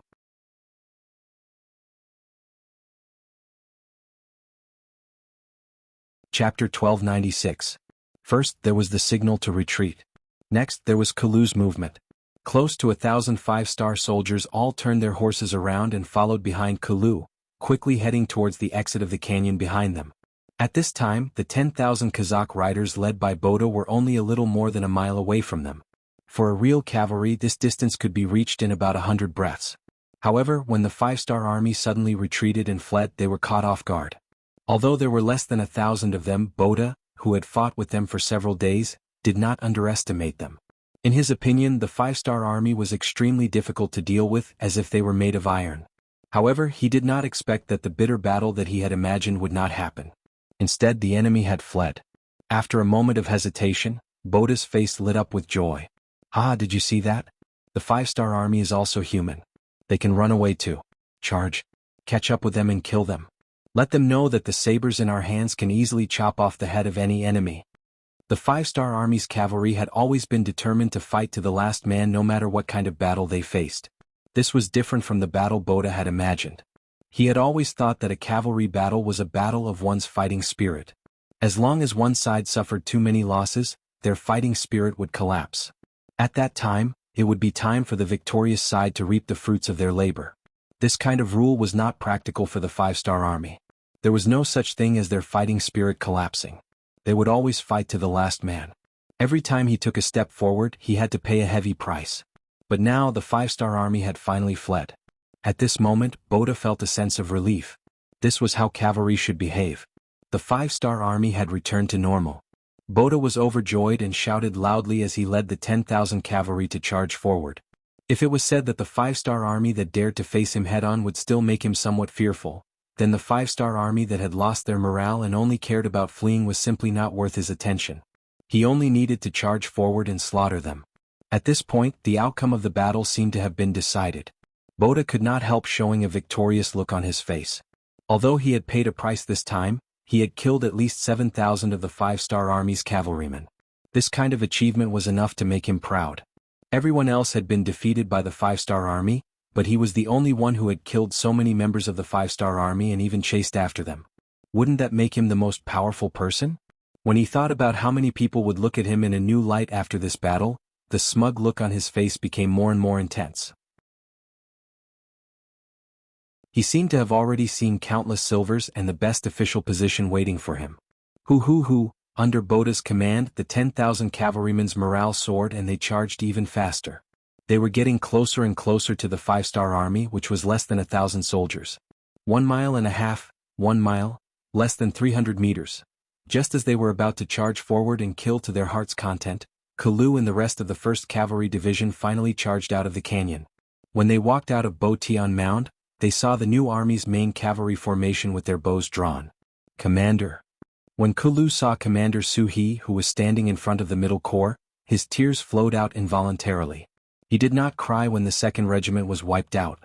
He did not cry when the 3rd Regiment was wiped out. He did not cry when the 4th Regiment was wiped out.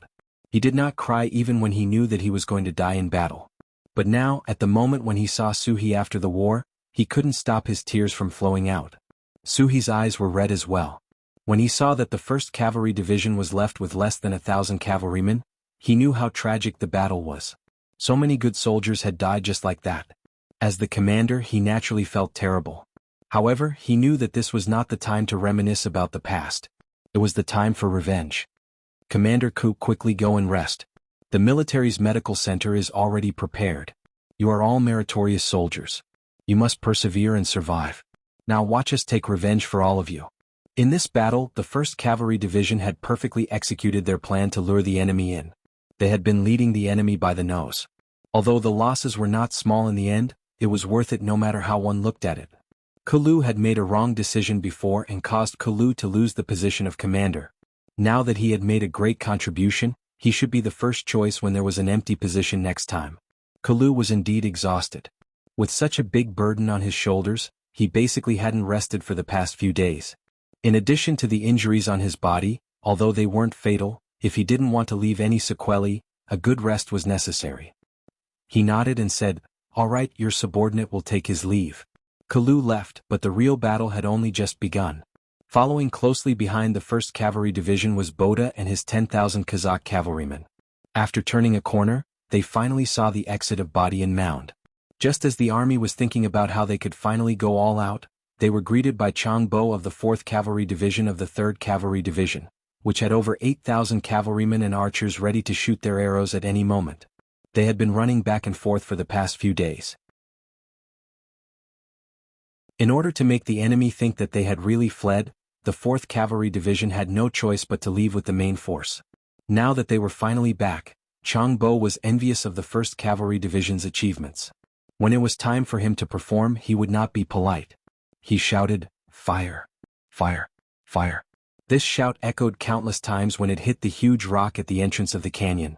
This shout made the 4th Cavalry Division's 5-star Army's archers' eyes spit fire. Their killing intent filled the sky.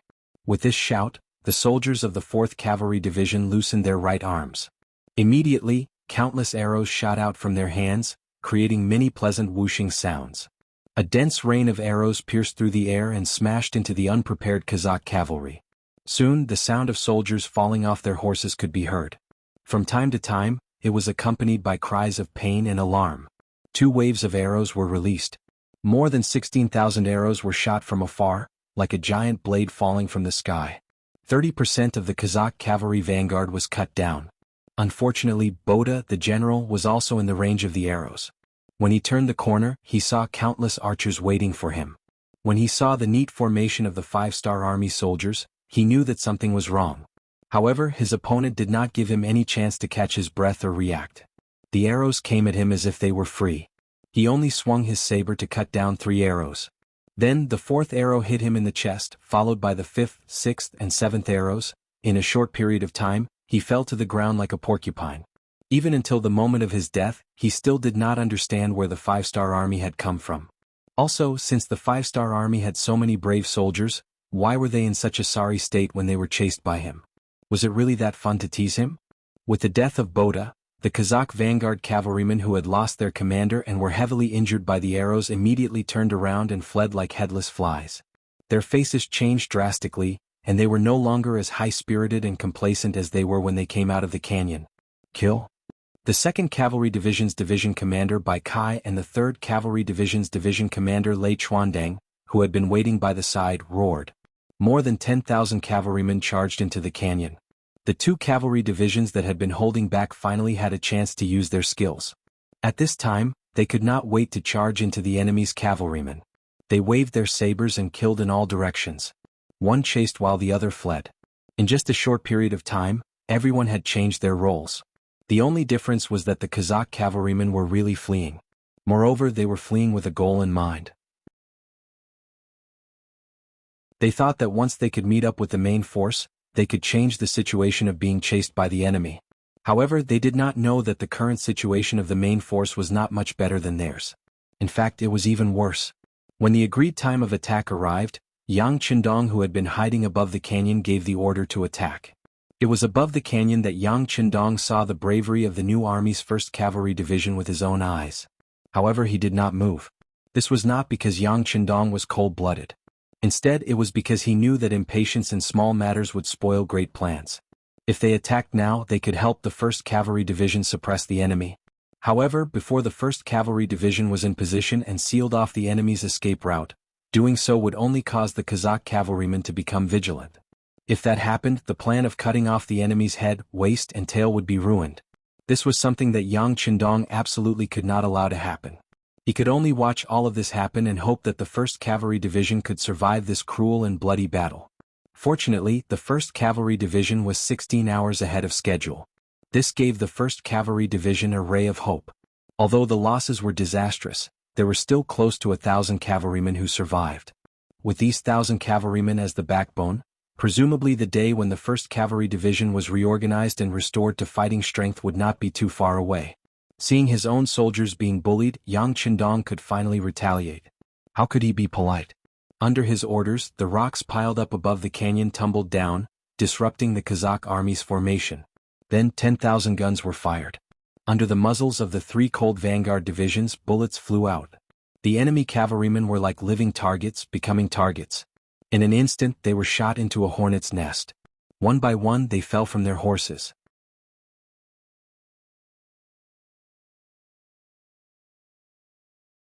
Chapter 1297.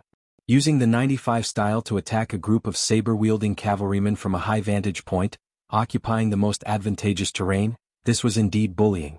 However, war would not stop just because it was unfair. Here, there was only victory and defeat, only the strong and the weak. There was no reason to speak of. It was rare for them to participate in such a large-scale military operation. The soldiers of the 4th Army Division were extremely excited. As the 3 regimental commanders, they were also extremely excited. They quickly changed from shooting at the soldiers to shooting at the enemy generals. One by one, the Kazakh cavalry's kiliarchs and centurions were shot through by the bullets and fell off their horses. The sound of gunfire fell on the Kazakh cavalry, taking away one terrifying blood after another. This caused Keliai's face to turn from white to black and his body to tremble incessantly. He was just a descendant of the Mongols. He thought that cavalry was the best in the world and that with a saber and a strong horse he could gallop through the world. When had he ever seen such a battle before? When the sound of firecrackers echoed in his ears, one by one, the cavalrymen fell off their horses and died without a doubt. This is the firearm soldiers that people speak of? How can they be so powerful? When did they appear beside us? Who can tell me? Under the protection of his personal guards, Keliai was not in danger for the time being. However, when he saw his subordinates dying one after another from time to time, his face was filled with shock and fear. He did not know when he would be like the other soldiers and be shot to death. No one could answer Keliai's question. Many of the superstitious Kazakh cavalry had already regarded the 5-star army as a godly existence. Think about it, if it was not a godly existence, how could they suddenly appear here? If it was not a godly existence, how could they have such a long range and powerful firearm? General, what should we do? What should we do? The 2 captains beside Keliai said in a sobbing voice. In the face of such a long range and powerful firearm, they did not have the slightest ability to fight back. This kind of weapon had already exceeded their imagination. It brought them nothing but fear. Their fighting spirit and morale had already fallen to the extreme. When a person wielding a broadsword is facing a submachine gun, even if you have 1,000 skills, it would be difficult to use them, right? At this moment, these Kazakh cavalry had such mentality. When their fighting spirit had collapsed, they didn't think about how to rush up the canyon. In fact, they didn't have the ability to face the 95 style.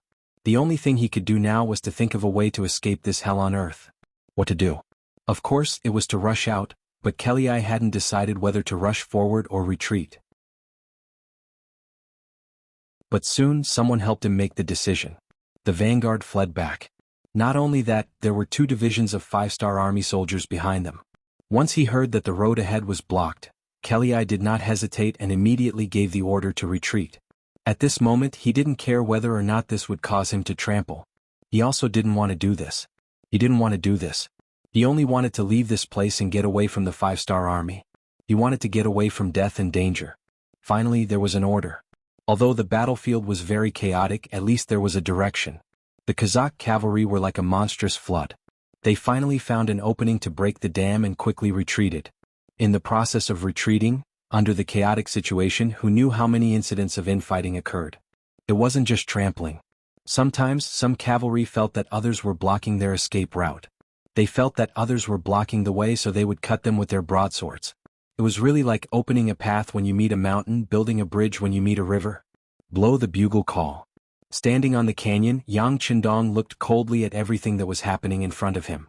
Especially when he saw that the 2 divisions of New Army's cavalry were forced to stop because of the gunshots and were unable to charge into the Kazakh army, he finally gave the order to charge. Immediately the gunshots stopped and the loud bugle call sounded. The New Army's cavalry instantly moved and killed their way into the battlefield.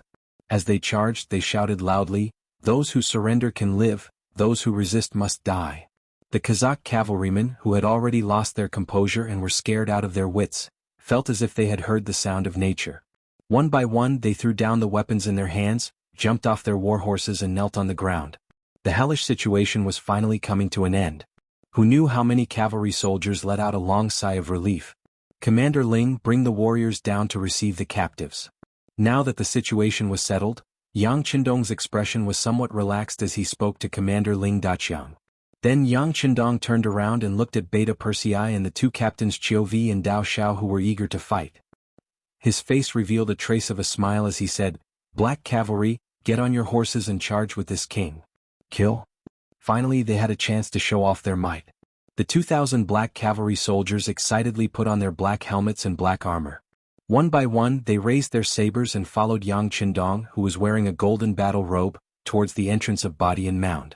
At this moment, at the entrance, the battle had already begun.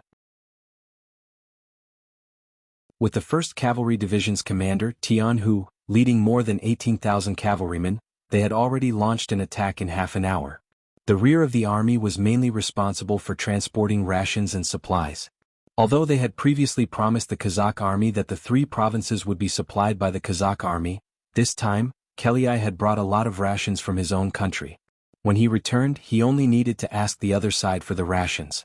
Otherwise, wouldn't he be unable to see the main forces of the 3 countries and not obtain the rations that the army needed? It was precisely because he had brought a lot of provisions that Kelly had arranged for 5,000 elite cavalrymen to guard the rear army. With the existence of these cavalrymen, even if they were attacked, there wouldn't be any problems. As long as they resisted for a while, his main army would quickly come back to help. Everything was arranged well, but when the opponent was the 1st Cavalry Division, this so-called no problem became a big problem. In front of the 1st Cavalry Division, there wasn't a single cavalry unit that couldn't be destroyed. They didn't even use the Big Dipper crossbow, just relying on their strong bows.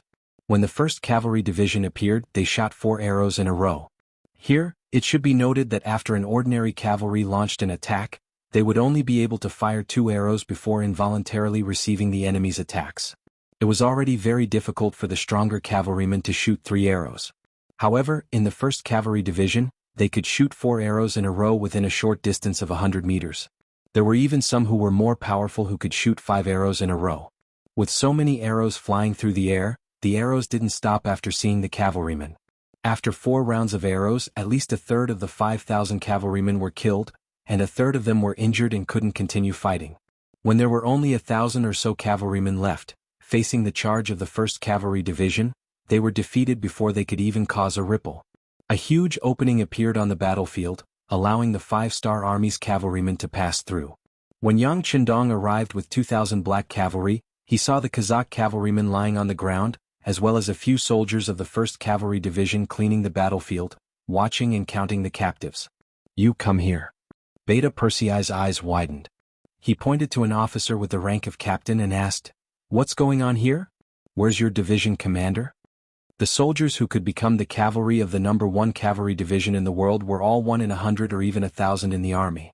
To be able to become a company commander, it was unknown how many bloody battles they had experienced and how many meritorious deeds they had achieved. Such a person naturally knew Yang Qindong and the Black Cavalry. When he saw that the person who greeted him was Beta Persei, Bugnam of Gojoseon's personal guard, he quickly trotted over and saluted. "Report, we are cleaning the battlefield and counting the captives and supplies. Our division commander has already led the army in?" Beta Persei, who had long expected this result, couldn't help but ask anxiously, "How long has it been?" "It's been nearly half an hour." As an officer of the 5-star army, he was used to the saying of 24 hours. When he reported, he naturally answered with such a rule. "Yes." Beta Persei sucked in a breath of cold air, his face a little bitter. "It's been half an hour, this Tian whose speed is really fast. Young master, what do you think? Let's catch up." Yang Qindong also knew that his idea of participating in a big battle was probably going to be dashed. But since he came, how could he return empty-handed? He had to go to the battlefield to take a look. "Yes, let's go." At that moment, the 2,000 Black Cavalry rushed straight ahead, leaving behind billowing smoke and dust. At this moment, on the battlefield, one side was completely overwhelming the other side. Under the protection of his personal guards, Clay finally managed to escape from the center of the army. Just as he had a glimmer of hope, he quickly lost all hope.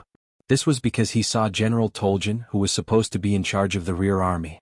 Thorjan had been chased here by the 1st Cavalry Division with less than 10,000 cavalrymen in the sky.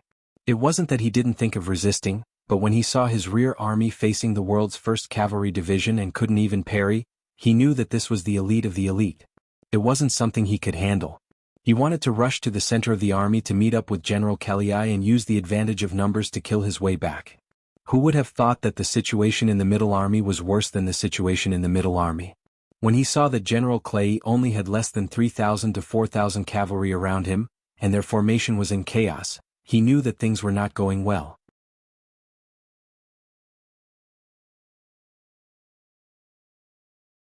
Chapter 1298.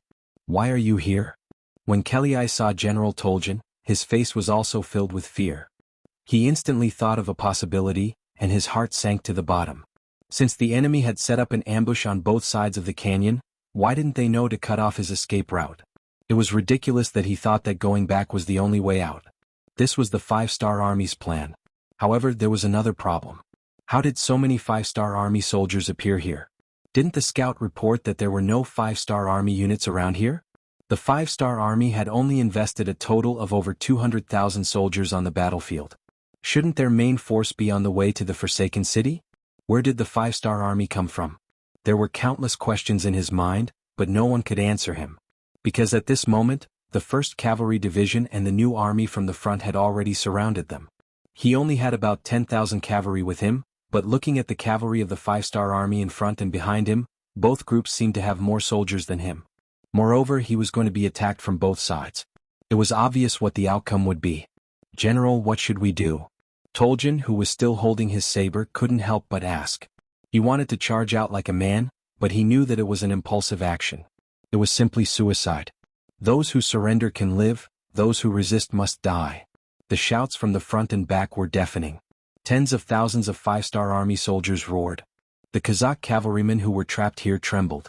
They looked at the front and back and didn't know what to do. What should we do? What else can we do? Surrender. Seeing that the situation was about to change, Kelly let out a long sigh and threw the saber in his hand to the ground. Then he jumped off his horse and squatted down with his hands covering his head. As Kelly took the initiative to dismount and surrender, the cavalrymen around him all followed suit. A battle of 200,000 people ended just like that. From noon to the morning of the 3rd day, around 15,000 Kazakh cavalrymen were killed in less than 24 hours. In the chaos, another 15,000 were trampled and 70,000 were captured. Another great victory appeared. Not only did they completely eliminate 100,000 Kazakh cavalrymen, but they also cleared a large obstacle for the 5-star army to take over the entire Ili region. Eliminating 100,000 cavalrymen in 2 days, this speed could only be achieved by the current 5-star army. If it wasn't for the fact that there were too many captives, they wouldn't even need to waste this much time. Everyone has worked hard, rest for 2 days. At the same time, send out a regiment from the 1st Cavalry Division, a regiment from the 4th Army Division, and a division from the new army to look after the captives. The most important thing is to change their minds and try to make them useful. Those who surrender will be given priority to join the new army's 1st Cavalry Division. Let's rebuild the platform first. As for what happens next, we might as well stab the rear of the city. It is time to deal with their problem. Yang Qindong's words were shocking. Wiping out 100,000 cavalrymen in one go allowed Yang Qindong to have a better understanding of the strength of an army.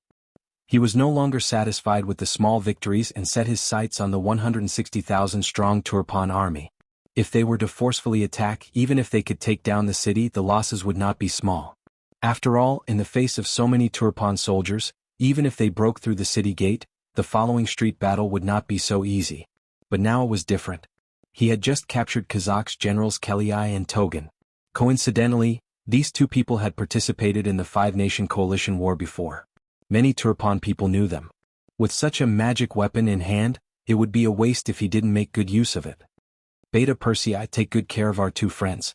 Make sure they are obedient, but make sure they don't get any external injuries on their faces. After Yang Qindong assigned the task to Beta Persei, he led the Black Cavalry and left. If it was someone else who said that they were going to attack Kazakh, the other generals would have some concerns and hesitation. But since it was Yang Qindong who said it, no one doubted it. Everyone thought it was a matter of course. In 2 full days, the political cadres achieved remarkable results. They successfully persuaded more than half of the 40,000 captives to join the 5-star army. The rest did not seem to be a problem. Not only did this make up for the original losses, but it also increased the number of soldiers. Beta Persei did not let Yang Qindong down. After a good reception, both Keliai and Togan surrendered. After becoming prisoners, they had no other choice. They could either surrender or die. In the face of life and death, not many people could really not frown. With 40,000 more captives and persuading Keliai and Togan to join him, Yang Qindong knew that the time for the decisive battle had come. He called the generals around him and gave them the next task. In the big tent, Tianhu, Ling Daqiang, Su He, Kalu and others had almost rested. At this moment they were looking at Yang Qindong, who was sitting in the first place with admiring eyes, waiting for the next battle order. Seeing everyone's spirit, Yang Qindong nodded in satisfaction. With so many powerful generals in his hands, what was there to worry about? Announce the order. After the 4 words were spoken, all the military commanders trembled. They puffed out their chests and waited for the order. Order: Kalu's 1st Cavalry Division will be rebuilt from the captives. After it's done, take 30,000 captives who don't surrender to Turpan and hand them over to the 5-star army. They'll be sent to the logistics headquarters in the first city in batches. Many places are undergoing major construction and need a lot of labor. Since these people don't want to bow their heads, they'll serve as laborers. Each of them will be sentenced to at least 20 years. If they perform well, their sentences can be reduced appropriately. Kalu was called out. Although it was a pity that he could not participate in the upcoming battle, escorting so many young and strong captives was also a big deal. Wasn't this the 6th young master's trust in him? He hurriedly agreed. When the other commanders heard that they had to serve for 20 years, they could not help but break out in a cold sweat. That was the most glorious 20 years of a man's life. It could be imagined that they would be little old men after the time was up. They probably wouldn't be able to do anything in life. But on the other hand, who could they blame for this? They dared to not surrender after becoming captives. It was already a good thing that they were not killed. After dealing with the captives, Yang Qindong said for the 2nd time, "Order Suhi's new army to take the lead. Escort 30,000 Kazakh captives to the city gate. Try to give a fatal blow to the leadership in the shortest time possible to assist in the upcoming street battles in the city and seize the absolute initiative. Of course, if we can persuade the other party to work for us, that would be the best. Well, Keliai and Thorjan can be used by you. Act according to the situation." "Yes." Su He, who heard the order, quickly responded with a military salute. Although Kulu's 1st Cavalry Division was missing in this battle, there were more than 30,000 captives. In this way he had more than 50,000 troops in his hands, which made his confidence soar. Order the 4th Army Division and the 1st Cavalry Division to cover the rear. When the new army enters the city and opens the city gate, look for an opportunity to destroy the enemy.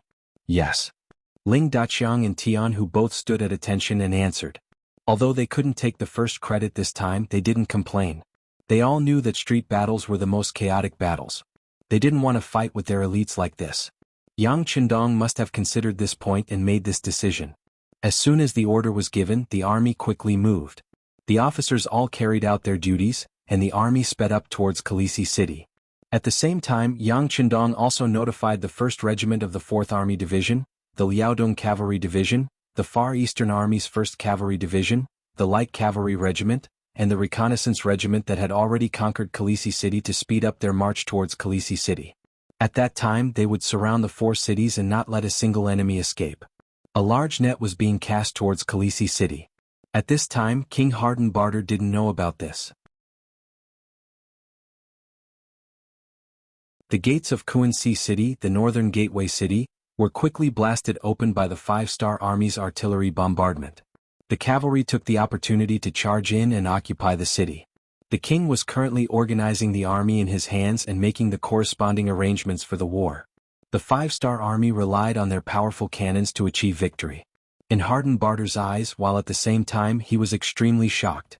Regarding this, he specially called his General Dai Qin to discuss how to deal with this. General Dai Qin, who thought that he was already familiar with the 5-Star Army's tactics, didn't panic. In his view, no matter how strong the tactics were, there was still a way to deal with it. For example, if the same method was used on Khaleesi City, he wasn't that afraid. He had a total of 160,000 soldiers. Although most of them were new recruits and because of insufficient preparation, many of them only had weapons and didn't even have war horses, it was still 160,000 people. With such a number of soldiers, even if the 5-Star Army broke open the city gates, it would still be very difficult for them to enter the city. At that time they only needed to send the soldiers to the streets to block them. With the geographical advantage, it wasn't impossible for them to fight. Once they held on for too long, when reinforcements appeared, it would be time for them to counterattack. In General Dai Qin's eyes, the 5-Star Army wasn't without weaknesses. For example, the lack of manpower was a very important disadvantage. Not to mention 1 versus 1, even 2 versus 1, he believed that in the end, the 5-Star Army would be the one who couldn't hold on. He didn't want to win.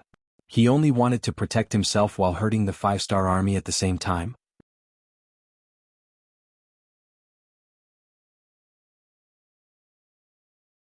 Chapter 1299. On this point, King Hardenbarter had the same view. The 5-Star Army, who had a huge appetite, would definitely not lose too many soldiers in Forklift. As long as he could hold on, the 5-Star Army would retreat without attacking. Very good, General Dai Qin, I will hand these 160,000 soldiers over to me. You will be in charge of the arrangements in the city in order to deplete the strength of the 5-Star Army to the greatest extent. Yes, I will not disappoint my king. Dai Qin cupped his fists and said. He had suffered too many defeats recently, and it was rare for the king to trust him so much. It was time for him to display his strength and let others know that his title as the #1 general of Turpan was not just for show. In reality, Dai Qin had some ability, otherwise he wouldn't have been so highly regarded by Hardenbarter. Unfortunately, his opponent was the 5-Star Army. Facing such a huge force, it wasn't possible to rely on a single person to turn the situation around. Dai Qin tried his best to arrange for troops to be stationed in the important areas of the city. He only placed a small amount of troops at the city gates. He was a person who knew when to advance and when to retreat. He knew that the city walls of Forklift would not be able to stop the bombardment of the 5-Star Army. At this time, Forklift City was in chaos. Many soldiers used the excuse of defending the important areas to seize the properties and ancestral homes of many rich people. As a result, the commoners complained and many people had no homes to return to. This was war, and the ones who suffered the most were the commoners at the bottom. Prices rose, safety was not guaranteed, and they lost their jobs. Their goal in life changed from how to live well to how to survive. It was truly a tragedy. Among the many properties that were taken over, 20 to 30 Turfan soldiers rushed into an unassuming silk shop. They used this place as an important reason to force the people here to leave, not allowing them to take any of their belongings. The sudden influx of so many Turfan soldiers holding short knives and spears caused a light to flash in the eyes of the guards in the shop. Their right hand habitually reached for their waist. They all had knives and could fight with the incoming soldiers. Everyone stop, calm down. A woman in a lavender dress with a white veil over her face walked out, escorted by a few maids. She softly stopped the guards from moving, before taking small steps forward to welcome the Turpan soldiers who had barged into the manor. Gentlemen, you are... Her voice was as clear and crisp as an oriole's, and it sounded very pleasant to the ears. This voice attracted the attention of all the Turkmen soldiers. One of the captains at the front had a primitive desire for beauty in his eyes as he strode forward to welcome the newcomer. As he walked he said, "Oh, there's a beauty here." Ah, come, let this lord take a look at your charming little face. As he spoke, he had already arrived in front of the woman. At the same time he reached out his hand and tore off the white veil. The greater the hope, the greater the disappointment. Perhaps the woman's appearance was too stunning, so the captain had high expectations of her appearance. However, when the white veil was torn off, a face full of black spots appeared before him, causing him to stop in his tracks. Following that, he felt a wave of nausea in his stomach. Clearly, he was disgusted by the ugly appearance of the woman. Not only was her skin dark, there were also black spots on it. She was truly ugly to the extreme. It was hard to imagine how a woman like her could have such a pleasant voice and a decent figure. The woman's appearance frightened the captain. His hand that was hovering in the air quickly dropped. The teasing tone in his voice turned serious. Are you the manager of this place? Let me tell you, this place has been expropriated. Leave this place immediately. Remember, you are not allowed to take any belongings. Otherwise, don't blame us for not recognizing you with our weapons. Expropriated? The woman put the white veil back on her face, completely concealing her shock. After she regained her composure, she nodded and said, So that's how it is.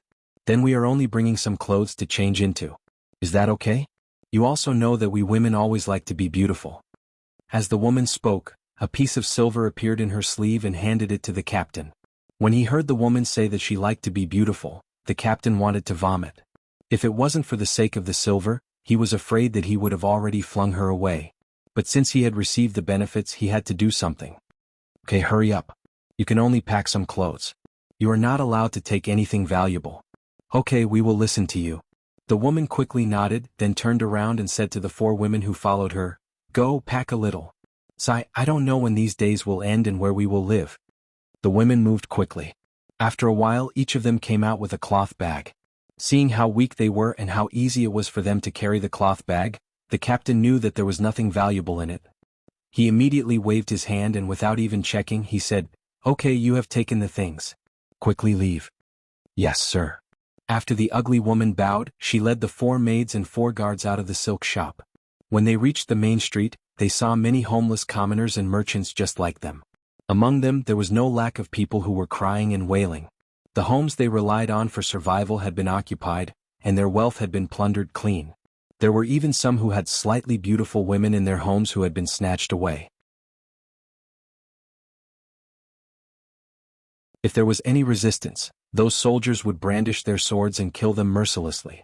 The various scenes that happened made the commoners feel as if the sky was falling and the earth was sinking.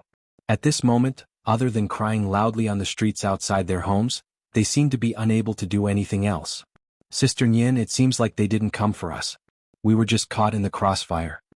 After coming out and seeing what was happening outside, one of the maids said in a low voice. The so-called Sister Nyen was the ugly woman wearing a white veil. Her full name was Sun Nyen. Of course, the so-called silk shop and the face that made people not want to see it a second time were all a disguise. She was still very beautiful. After all, to be selected by the CIA and become a team leader, she had to pass the test in terms of beauty first. Yes, these Turpan soldiers have all gone crazy. How can the city not be in chaos when they treat the people like this? How can the country not be destroyed? Sister Nyen shook her head. Then she asked in a low voice, Did you bring everything out? We brought everything out. We took apart the radio and held it in our hands. It was a close call just now.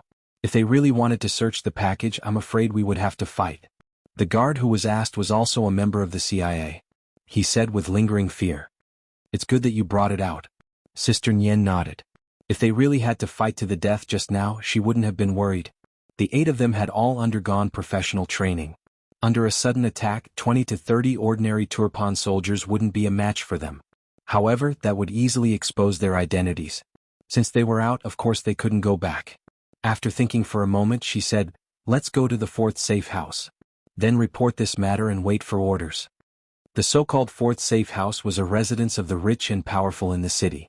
Normally, they wouldn't go there because the security there was tight, and it was inconvenient to move around. However, it was the only place where they wouldn't be harassed. It was the safest place. Sister Nyen brought the 8 people to the 4th safe house. The radio was quickly set up. Then they contacted their superiors and received new orders. Seeing this order that had to be completed, Sun Nyen was a little shocked. This mission wasn't easy to complete. Even if they wanted to complete it, they would lose a lot of people. However, when she saw that it was the 6th young master's order, she didn't hesitate at all. Even if it was Yang Qindong's order, so what if all of them were to be sacrificed? Go and inform all the team members in the city to come here for a meeting. There's an important mission. Sun Yin said to her subordinates in an excited voice. The city was in chaos. Cries and screams could be heard everywhere. However, the people in power in Turpan didn't care about this at all. Compared to the suffering of the people, they cared more about their own safety. Especially when they found out that the main force of the 5-star army had arrived at the North Gate and could attack at any time, many of the officials couldn't sit still. They didn't know if they could defend the city this time. Could they stop the 5-star army? Just when everyone was worried, a piece of good news came into the city. The 100,000 Kazakh cavalry reinforcements had arrived outside the city. They had already appeared at the South Gate. It was said that the General Daichin had already brought people to welcome them. Aya, the heavens bless us.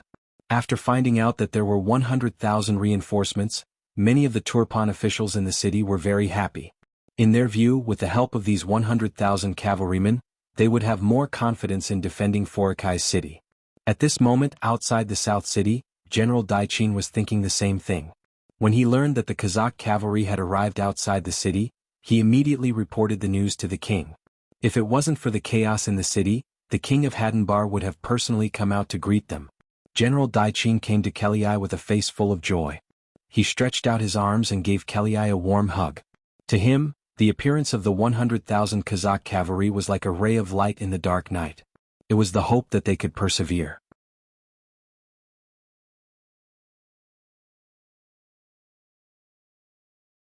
Chapter 1300. Perhaps because he was too excited, Daichin didn't notice Kelly's ugly expression until he hugged him and felt his body stiffen.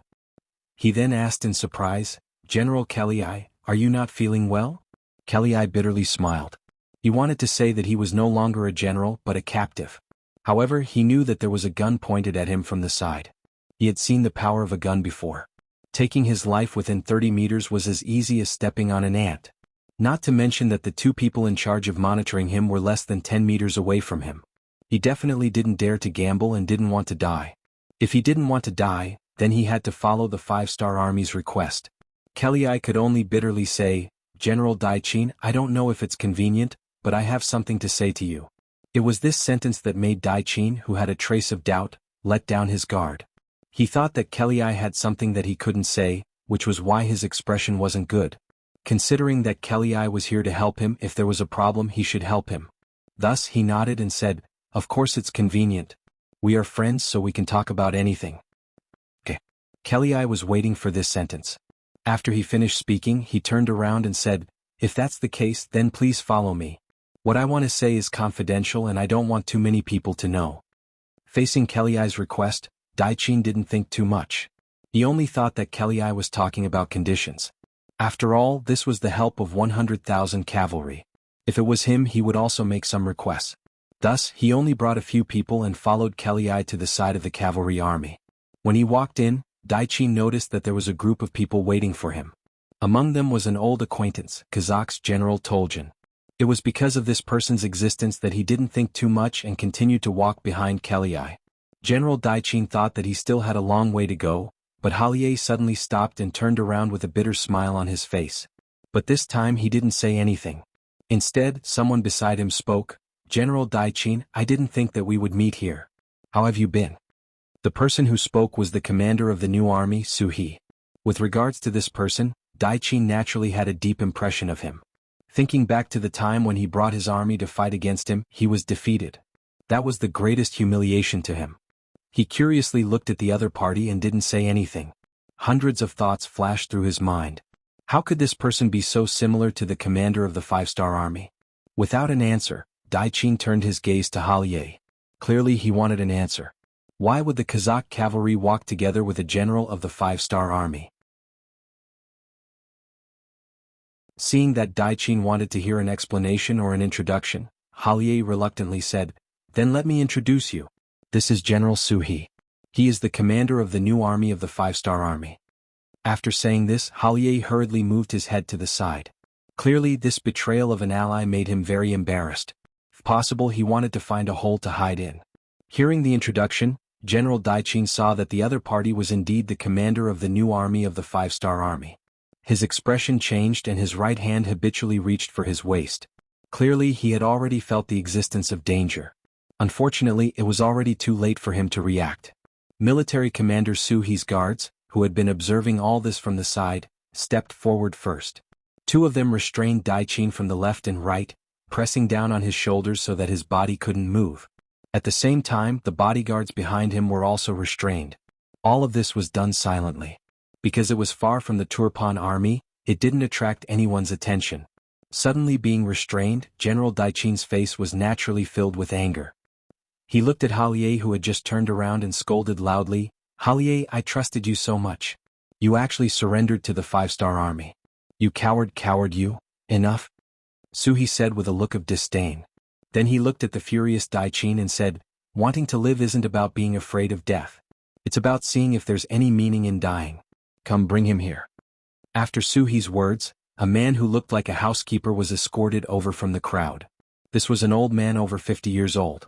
His appearance was nothing special, but when he appeared in Daiqin's eyes, it really made him pale with fright. He didn't have time to scold Halie and asked nervously, "Housekeeper, why are you here?" The person who came was Daiqin's housekeeper. He had followed Daiqin for tens of years and could be said to be his most trusted person. For him to appear here really surprised Daiqin. But very quickly his face changed again and again. He suddenly thought of something. As expected, after seeing Daiqin, the old housekeeper cried painfully and said, "Master, Madam, young general and the ladies were all captured by them. You have to make a decision." After hearing this, Daiqin's whole body shook. He then used all of his strength to try and break free. It was just that the five-star army was already prepared, and this strength was quickly suppressed. Unable to break free, Daiqin could only curse, "You bastards, if you dare to hurt a single hair of my family, I swear I will take your lives." Daiqin was still shouting, looking like he was about to fight to the death. Su He, who had already expected this, wasn't in a hurry. After a while, when the other party seemed to have vented enough and was about to use up all of his strength, he said, "Your family is naturally very safe and well protected. But whether or not they will be safe will depend on General Daiqin's choice. If you still want to work for the hardened Bartle that is about to be destroyed, then you have no one to blame." Threat. It was a blatant threat.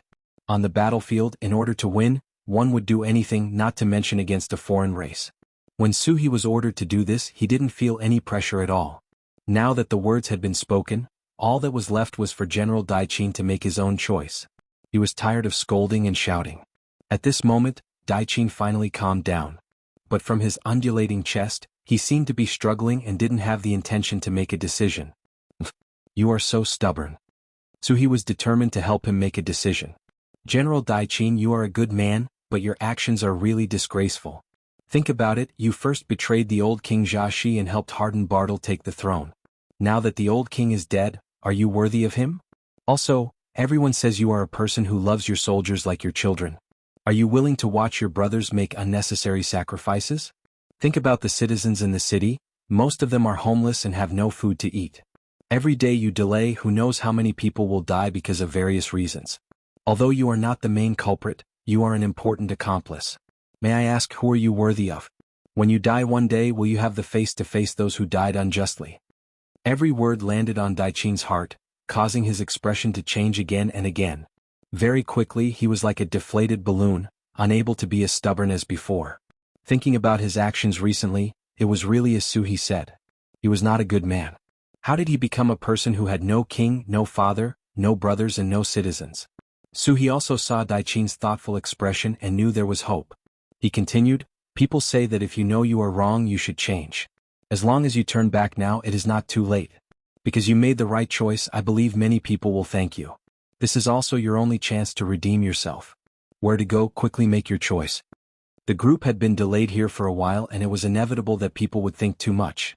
What they needed to do now was to end this quickly. If Daiqin cooperated with him, that would be the best. But if he didn't, then they would just kill their way into the city. The only difference was that it would take more effort and more people would die. Suhi's words were like a hammer that smashed heavily on Daiqin's chest. Finally, after some hesitation, he made the decision to cooperate. "Okay, I am willing to cooperate with the five-star army, but I hope you won't start a massacre in the city." Finally agreeing, Suhi let out a sigh of relief and nodded. "General Daiqin, please don't worry about this. We won't harm the citizens. After all, these people will become Yangtze's citizens in the future. As for the soldiers in the city, as long as they don't resist, we promise we won't do anything to them." Okay. Hearing this promise, Daiqin's face revealed a relieved expression. Maybe Suhi was right. What he was going to do now was to redeem himself for his previous mistakes. Since Daiqin agreed to cooperate, the next step was naturally much easier. He first gathered all the generals under him and started to persuade them to surrender under the encirclement of the new army of the 5-star army. Daiqin really treated his subordinates well. After he revealed his intentions, and with the deterrence of the 5-star army, no one objected and everyone agreed to follow the general's decision. This was something that couldn't be helped. The 5-star army had already killed their way into the city. At this time there was no point in resisting. Instead they would sacrifice their own lives. And this kind of meaningless sacrifice was something no one was willing to do.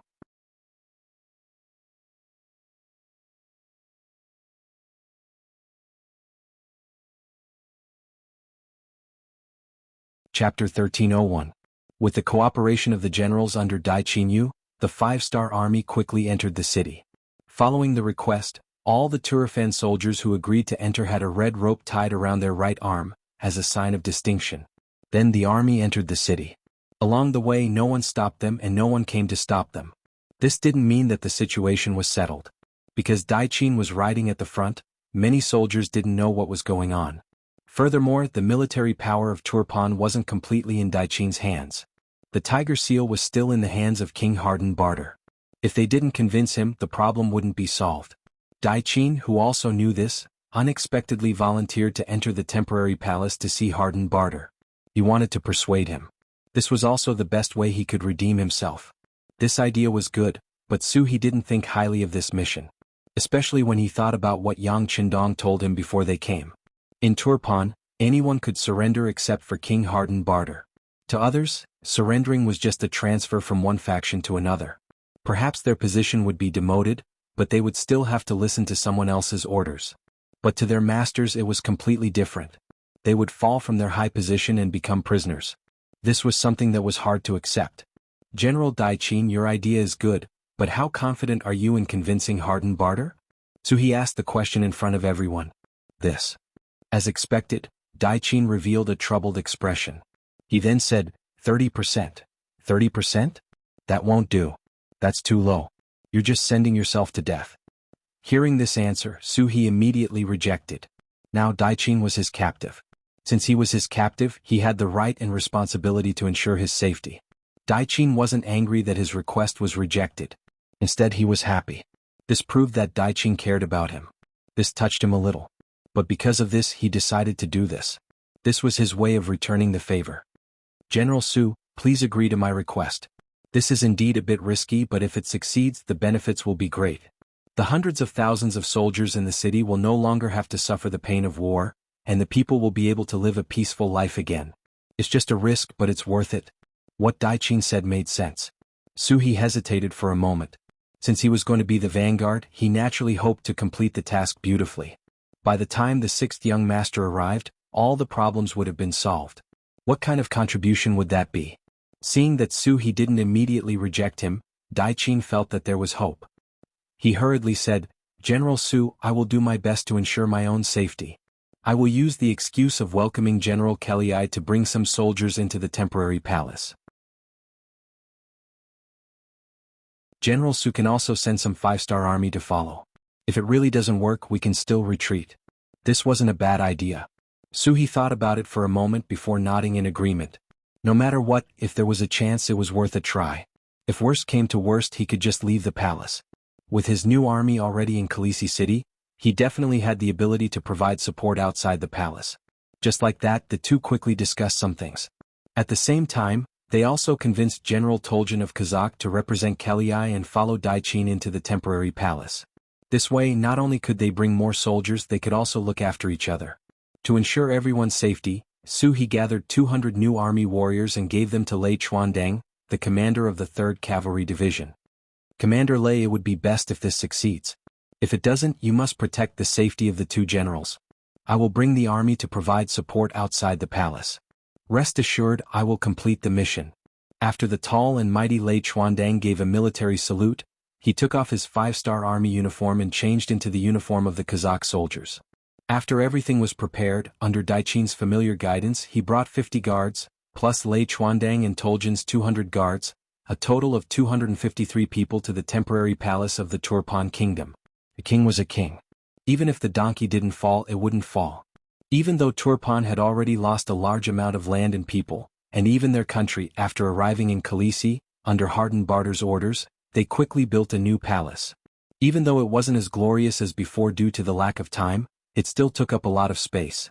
Just from the outside they had to go through 3 gates and 3 checks before they could enter. With Daichin leading the way, they were naturally unobstructed. At this moment, in the palace hall, King Harden Barter was waiting to meet with Kelly. Beside Harden Barter, Generals Tushi and Gengel stood on the left and right.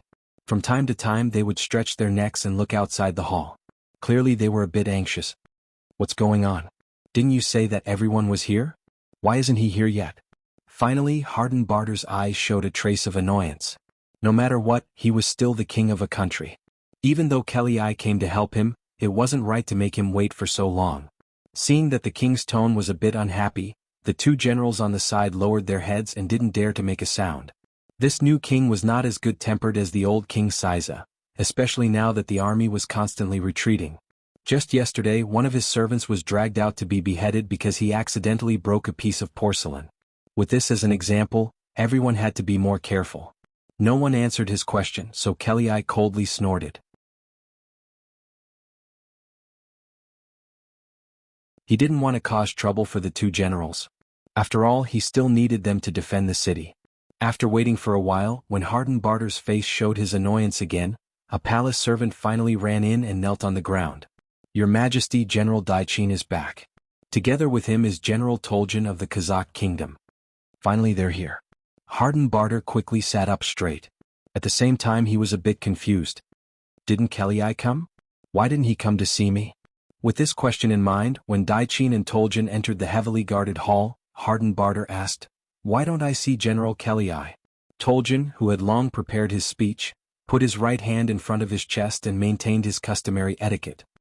Honorable King of Turpan, our General Kelly caught a cold and is now resting in the army. After saying this, Thorjen shut his mouth.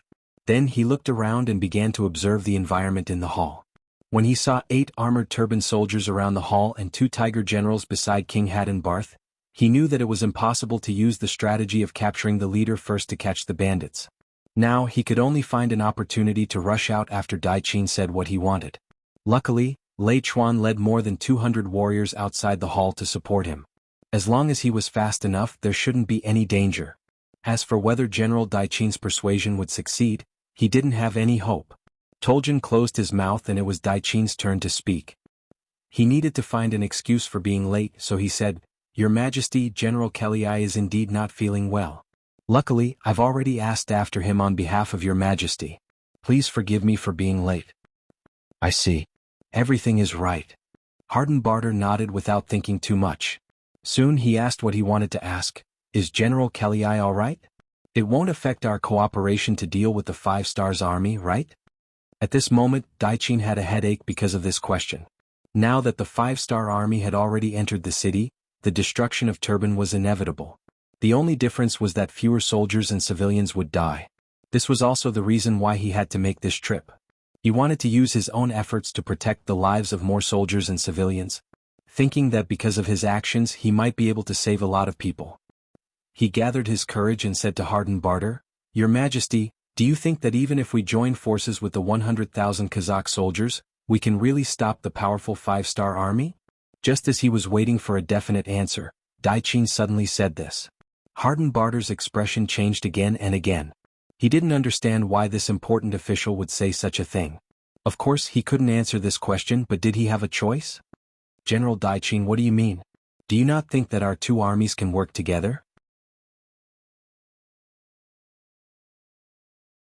Harden Barter didn't understand and asked back. He didn't think that Daichin would answer this question very straightforwardly. "Yes, Your Majesty, I don't think so. In my opinion, even if we join forces with General Kelly, we won't be able to change the situation. If we do that, we will just be throwing away the lives of innocent soldiers and civilians. The sudden answer stunned Tushi and General Zhengzhou, who were standing on both sides of the room. They didn't think that their subordinate General Daiqin would see the situation in front of them like this.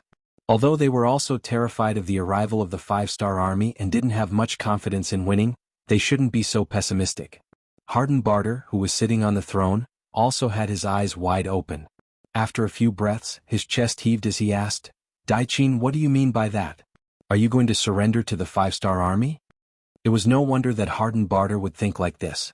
This was too obvious a discussion about surrendering to the enemy. Anyone else would think too much.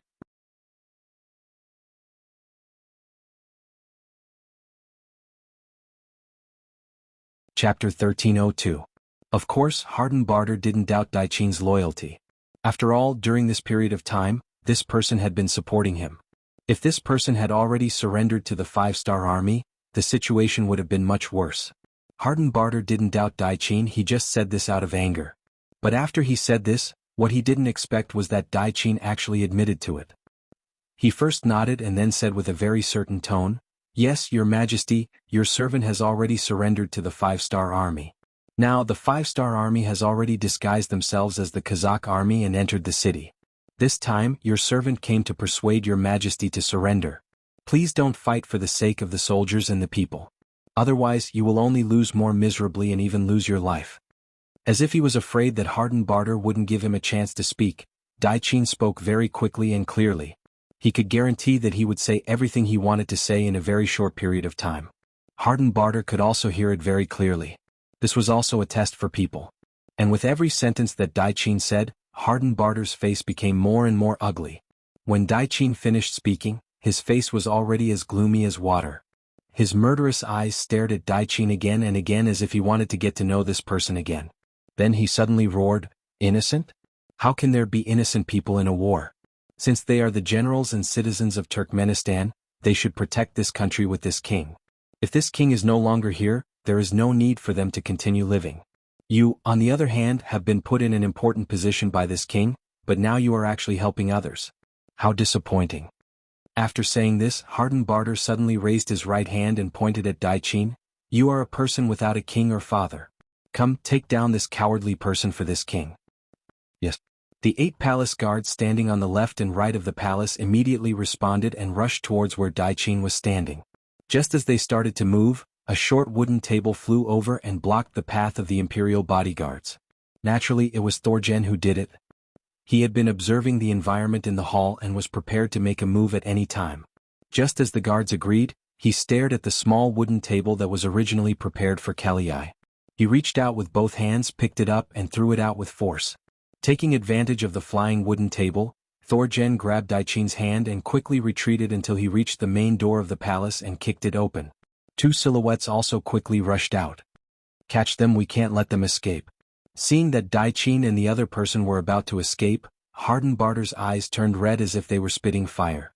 Under his shouts, the 8 palace guards rushed out together.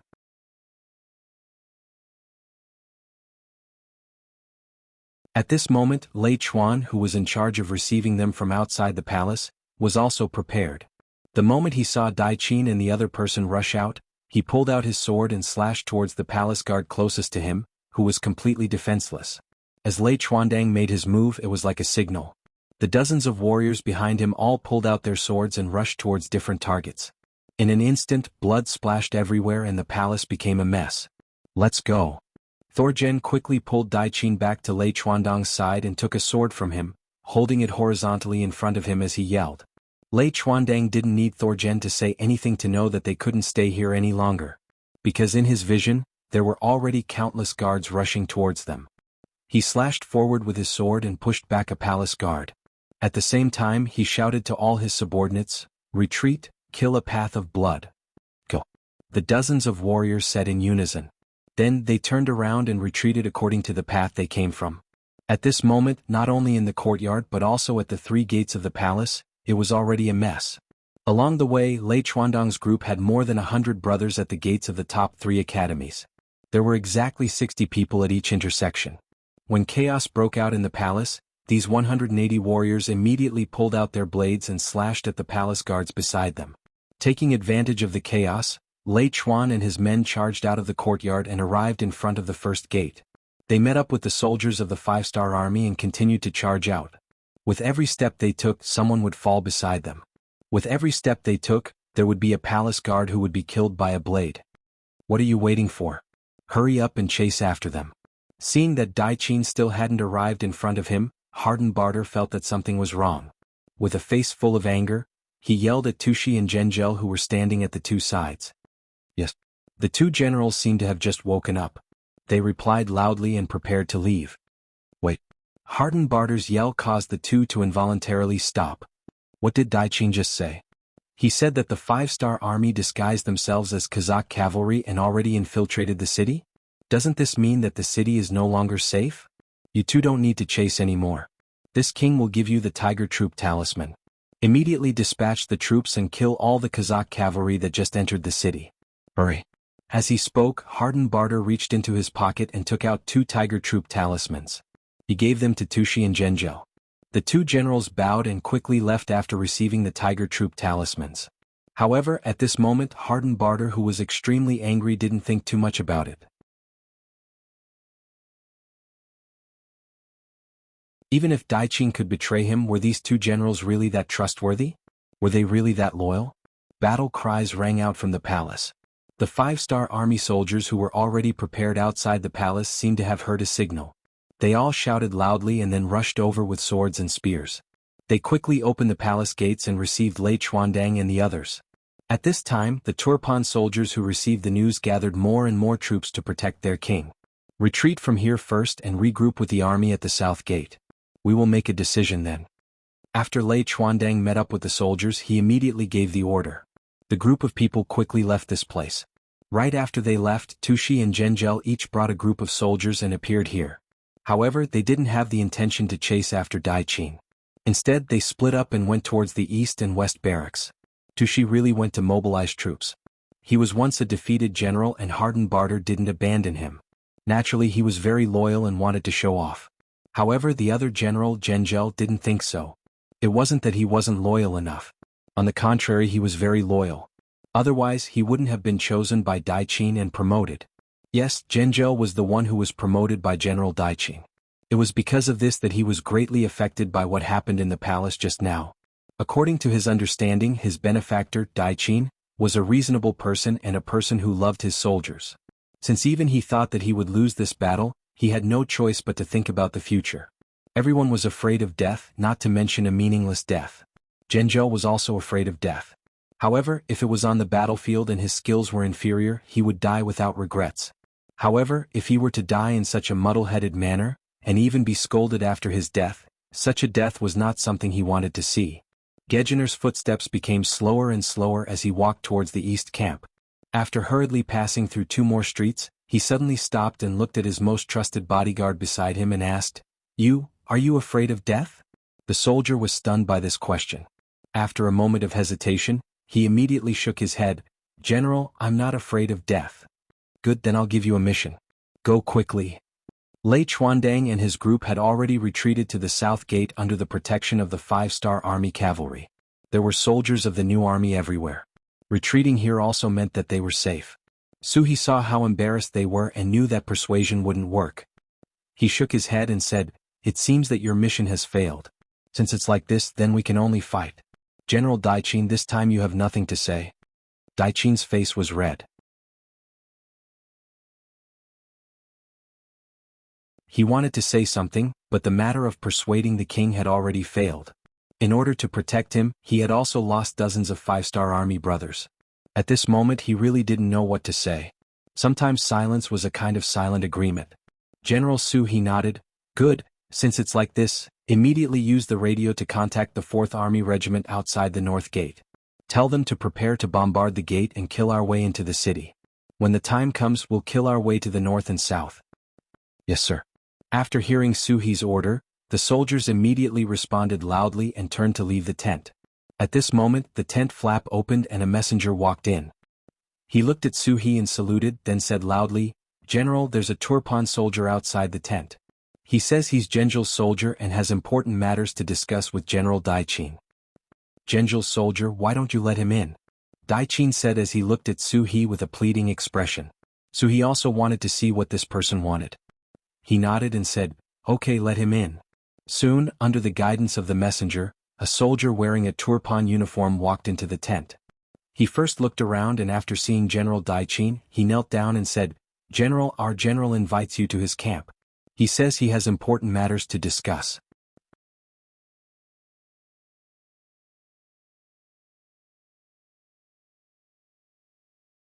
Chapter 1303. Daiqin had some impression of the soldier in front of him and confirmed that he was someone who always followed beside Genjo.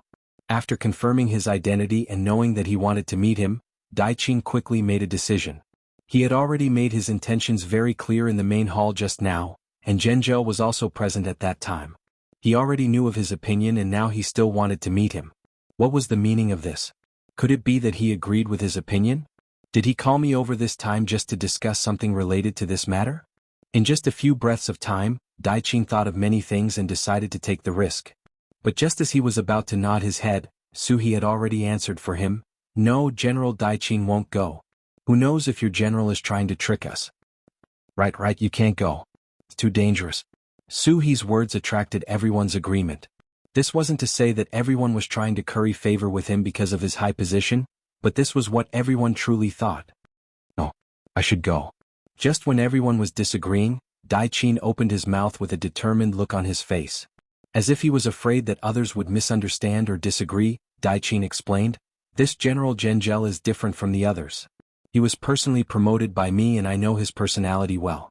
He definitely wouldn't do something despicable like lying to others. I think he wants to join us and called me over to discuss something important.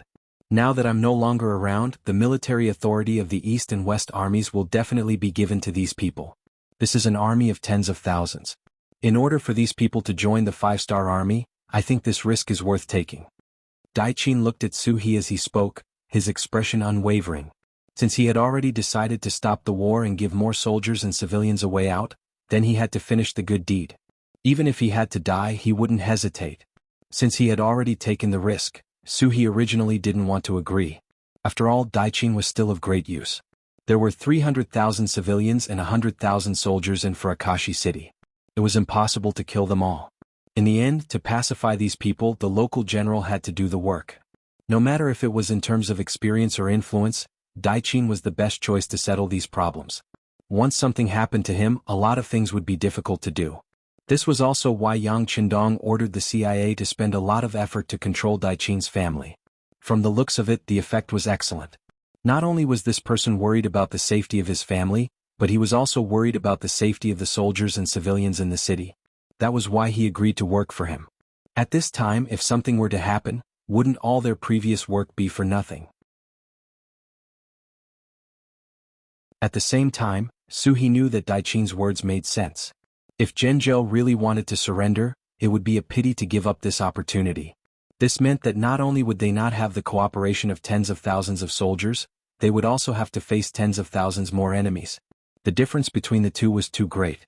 Su-hee was a bit hesitant, but Daiqin said firmly, Commander Su, please give me a chance. Based on my understanding of Genjo, even if he doesn't choose to surrender, he won't threaten my safety. Please believe me. Then okay. Tell everyone to leave. I have something to tell you in private. Su-hee finally agreed. Even if she agreed, if Genjo also chose to surrender, she would have to give him some benefits and guarantees. This kind of thing was not suitable to be discussed in public. Instead, it needed to be discussed in private. After about 15 minutes, Daiqin walked out of the tent and left with the soldier. When he left, he only brought 4 bodyguards with him to protect his own safety. Because if the opponent had any bad intentions, it would be useless no matter how many soldiers he brought. Commander, what should we do? Seeing Daiqin leave, Lei Chuandang and the rest came to Su-hee to ask for instructions. Let's wait for a while. Oh right, immediately send a message to the 1st Regiment of the 4th Division to not fire the cannons on the city gate. Wait for our news. Su-hee decided to believe in Daiqin this time. Maybe he would bring back some good news. Even if things didn't work out, they had already entered the city and couldn't be kicked out. At most, they would just kill a few people. After Daiqin followed the soldier to the east camp, he saw Genjo waiting for him at the entrance. When he saw that Daiqin not only came, but also only brought 4 soldiers with him, Genjil's face revealed a trace of joy. When they came in front of him, he took the initiative to bow. Subordinate greets General.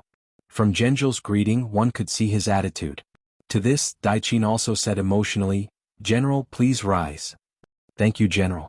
Genjil immediately stood up and said sincerely, "General, please come into the tent for a chat." "Okay, lead the way." Daiqin's body had already relaxed. If it was a blessing, it wouldn't be a disaster. If it was a disaster, it couldn't be avoided. Very quickly, the 2 of them entered the tent. When there were only the 2 of them in the tent, Genjil knelt on the ground. "General, I didn't think that you would really come and only bring 4 soldiers with you. Your trust in me makes me feel ashamed and touched. Quickly get up. Speaking of which, I was the one who promoted you. I think I know you well. Speak, this time you brought me here, do you have something to say?" At this moment, Daiqin had already made up his mind. If the other party really wanted to harm him, there was no need for him to kneel now. Daiqin went straight to the point.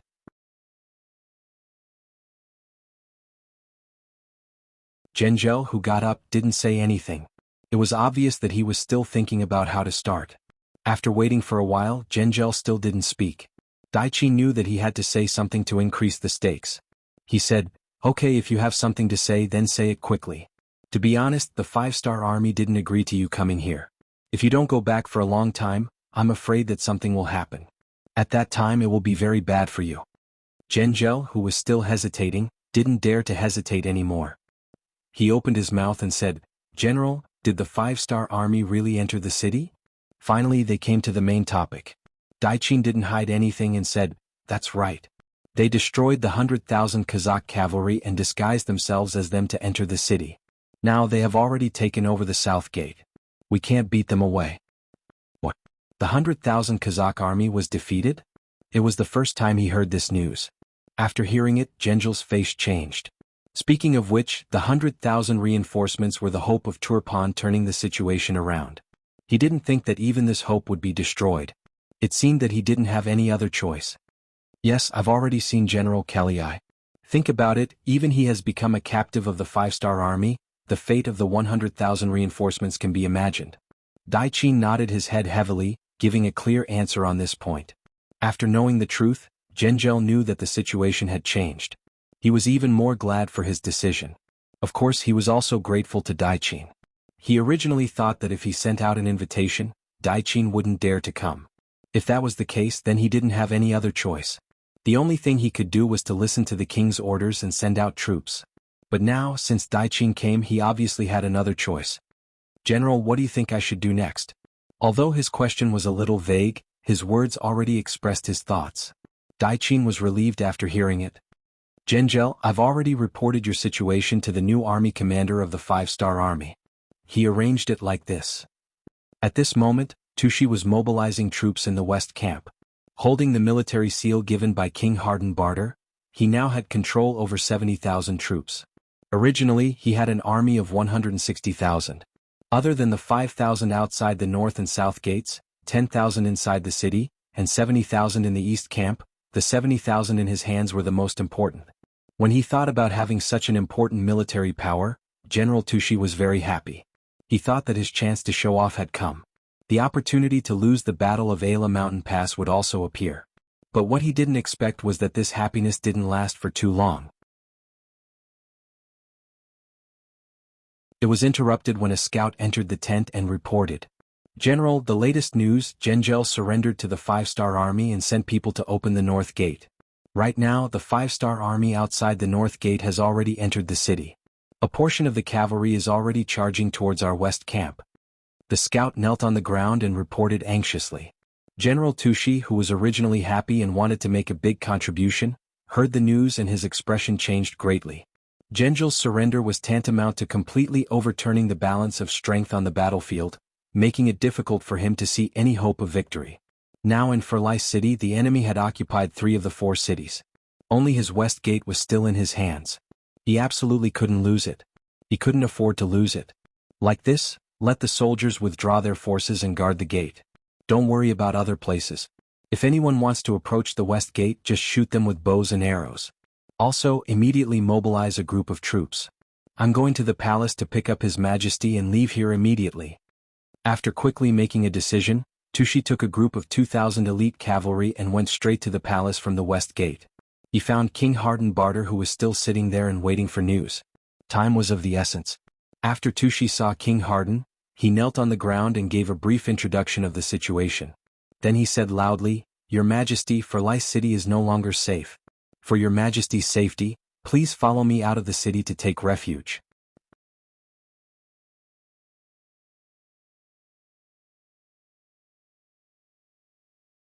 Chapter 1304. Gengel had also rebelled. This result struck Hardenbarter like a bolt of lightning. His face was as black as the bottom of a pot.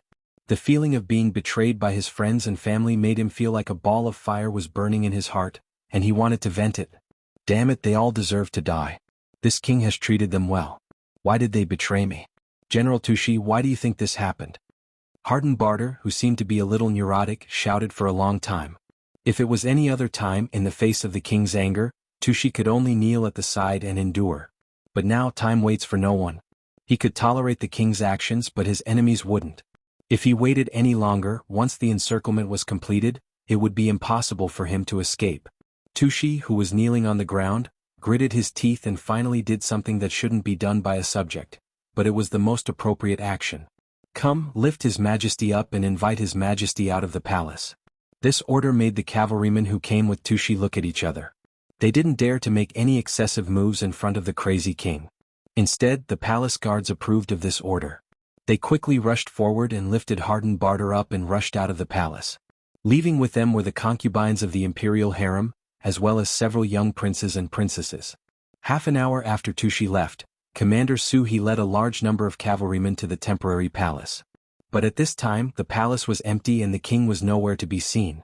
After a careful search, other than some palace maids who were kneeling and trembling in fear, there wasn't a single member of the royal family. General Daichin shook his head regretfully. It seems that His Majesty has left first. Left? Suhi shook his head and said in a very certain tone. They can't run away. Come, immediately interrogate these palace maids and ask them who took Hardenbarter away. Faced with the fierce-looking, burly and murderous new Third Army cavalry, the palace maids naturally answered all the questions. Soon they told the story of Tushi's appearance here and taking the king away. This was within Suhi's expectations. When he heard that the king left, but because he left in a hurry, he left all his belongings in the palace. He called the commander of the 2nd Cavalry Division, Bai Kai, and told him to send a large number of troops to guard the palace. He also reported this matter to Yang Qindong outside the city. Then he said to the commander of the 3rd Cavalry Division, Lei Chuandang, immediately lead the army to attack the west gate. It's best if we can capture Hardenbarter, but if we can't, we have to drive them out of the city. When they get out of the city, there will naturally be people to stop them. In this way, Chang Bo of the 4th Cavalry Division attacked from the south gate, Lei Chuandang attacked from the palace to the west gate, Zheng's surrendered troops attacked from the east gate, and the 1st Regiment of the 4th Cavalry Division and the Far Eastern Army Cavalry Division attacked from the north gate. At this point, apart from the west gate, most of the city was occupied by the 5-star army. At the west gate, Tushi forcefully took Hardenbarter back to the barracks. At this time, the young king's emotions had also gradually calmed down. Although he still had some doubts in his heart, now was not the time to think about these things. What he had to do next was the most important thing. General Tushi, what do you plan to do next? After gradually calming down, Hardenbarter looked at Tushi, who was the last important official by his side, and asked with a hopeful expression. Your Majesty, I have 2 suggestions. The first is to stay in the city and use Your Majesty's name to fuse with the army to resist. We should strive to regain the command of the city and drive the 5-star army out of the city. However, this is not easy to accomplish. The second is to immediately leave the city. Where there is life, there is hope. As long as Your Majesty is still here, you can shake your arm at any time and rebuild the mountains and rivers. As for where we should go, Your Majesty, please make the final decision. Tushi cupped his fist and said carefully. The first suggestion was definitely a good one. Once the 5-star army was chased out of the city, it would be equivalent to resolving a crisis. With the 300,000 citizens in the city, perhaps they would be able to use them to form an army with a decent number of soldiers. However, it was obvious that with Daichin and Genjel's betrayal and the 5-star army's cavalry entering the city, It would be quite difficult to do this. If they did not do it well, they would be trapped here. And from the looks of it, this possibility was very high.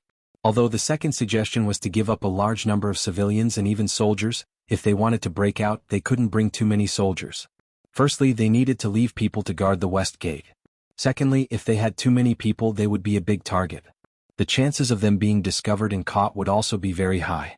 In this way, it was equivalent to giving up too many things, which made one's heart ache.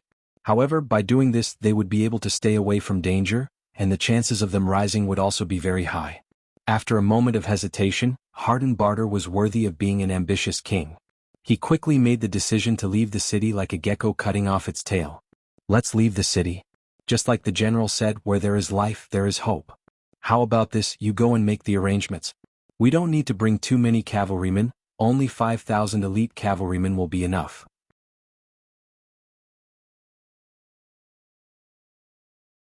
You also arrange for the other 3 groups of 2,000 cavalrymen to go out of the west gate with us. After that, we will go our separate ways to confuse the 5-star army's cavalrymen. Good, your majesty is wise. I will go and make the preparations. Tushi sighed at Hardenbarter's cleverness and immediately flattered him. Then he went to make the preparations. This plan involved selecting soldiers and convincing some generals to stay here. The workload wasn't small. Tushi busied himself for a while and only managed to settle the matter after half an hour. When there were still some details to be completed, a piece of news came which made Tushi unable to sit still. He left the unfinished work and brought the selected 11,000 cavalrymen to Hardenbarter. Your Majesty, there's news from the periphery. A group of cavalrymen from the 5-star army has arrived at the western gate of the city. They're charging towards us right now. We need to leave immediately. Good, is everything done? Hardenbarter naturally knew that there was no time to lose. This time he didn't go crazy and didn't ask pretentiously. Everything is done. Among the 11,000 cavalry, we will leave 5,000 of the most elite cavalry to protect your majesty. The remaining 6,000 cavalry will be divided into 3 groups to confuse the enemy. Tushi answered very happily. That's great. Let's go.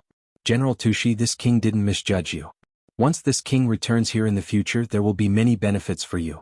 At that time, your entire family will be proud of your choice today. At this moment, Hardenbarter, who could only rely on Tushi, immediately made a heavy promise. In response, a look of excitement flashed across Tushi's face. He knelt down and said, "The Tushi clan is willing to go through fire and water for your majesty's safety. We are willing to risk our lives for the re-emergence of Tulyafin." Ah, good, we will leave immediately. Hardenbarter laughed heartily. Although there were too many unexpected things this time, no matter what, as long as he could escape, there would be new hope. In this way, the rise of East Mountain wasn't impossible. At that time, he would retaliate against anyone who betrayed him by 10 times or even 100 times. He would let everyone know the consequences of offending him, Hardenbarter. The 11,000 cavalry quickly left the west gate under Tushi's arrangement. When this news reached the ears of the Turpan generals who were arranged to stay behind, many of them couldn't help but curse. After all, even the king and the general had left. They had become rootless trees. Facing the 5-star army coming from all directions, they would only die if they continued to resist. There were also some generals who had a contemplative look after hearing this news. As the saying goes, every man for himself and the devil takes the hindmost. Even the king and the general had left. They also needed to plan and consider their future. Was it really a wise choice to lead their troops to resist the 5-star army? Tushi couldn't care less about the considerations of these generals. He led 5,000 cavalrymen to protect Hardenbarter, the royal family, and the core members of his family and quickly left the city. He then waved his hand and the other 3 groups of 2,000 cavalrymen each left in different directions. At this point, no one knew which direction was safer. The so-called choice was just to resign themselves to fate. However, compared to the other soldiers who stayed in the city to fend off the 5-star army, it was clear that their chances of survival were higher. Looking at the 3 groups of 6,000 cavalry leaving in different directions, Tushi let out a long sigh and loudly issued the order to set off. They followed the previously planned route and went straight to Boston Lake in the west. As long as they could go around the lake, they would be able to enter the vast Kuruktag mountain range. Once they entered, they would be like birds flying in the sky. It would be difficult to find them. After Suhi's telegram was sent to Yang Qindong, he immediately ordered the light cavalry regiment of the 5-star army and the reconnaissance regiment, who were about to enter through the north gate, to go around the west gate and intercept hardened Barter, who might escape through this route. Not only that, Yang Qindong, who was supposed to enter the city, also led 2,000 black cavalry from the south gate to the west gate and joined in the pursuit and interception of hardened Barter's escape. Beta Persei was somewhat worried about Yang Qindong's decision. They only had 2,000 black cavalry. They didn't know how many cavalry were protecting hardened Barter. If the other party had too many people, would they be surrounded?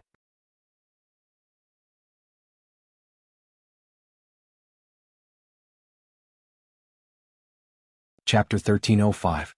Beta Persei couldn't help but say to Yang Qindong, "Young master, we only have 2,000 cavalry. You can't get involved so easily." "What? Don't you have confidence in the combat effectiveness of the black cavalry?" Yang Qindong looked sideways at Beta Persei. When he said this, he did not avoid it at all. Instead, his tone was a little heavier so that the black cavalry around him could hear it very clearly.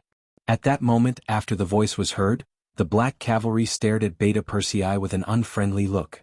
As Yang Qindong's personal guards, the black cavalry was an extremely arrogant existence. How could such an army tolerate being looked down upon and looked down upon by others? Even if the person who said this was Beta Persei, it still made them very angry. Being stared at like this made Yang Er feel like he was being cut by 1,000 blades. He bitterly smiled and said, "Young master, I don't dare to have such thoughts.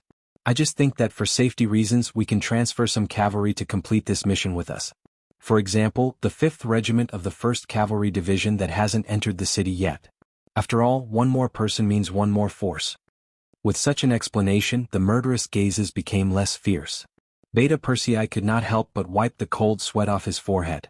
Just now, the momentum and pressure were so great that he almost couldn't bear it.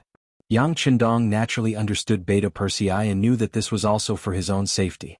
He thought that only transferring the 5th Regiment would not affect the overall situation and would not have any impact on cleaning up the city, so he nodded and agreed. "Well, go and arrange for Wang Shan to report. Black Cavalry, let's go." "Let's go." The Black Cavalry shouted excitedly. After all, there was going to be a war soon, and those were all military merits. How could they not be excited? Just like that, when hardened Barter sent out 3 feints to help him escape, Yang Qindong also arranged for 3 cavalry regiments to pursue.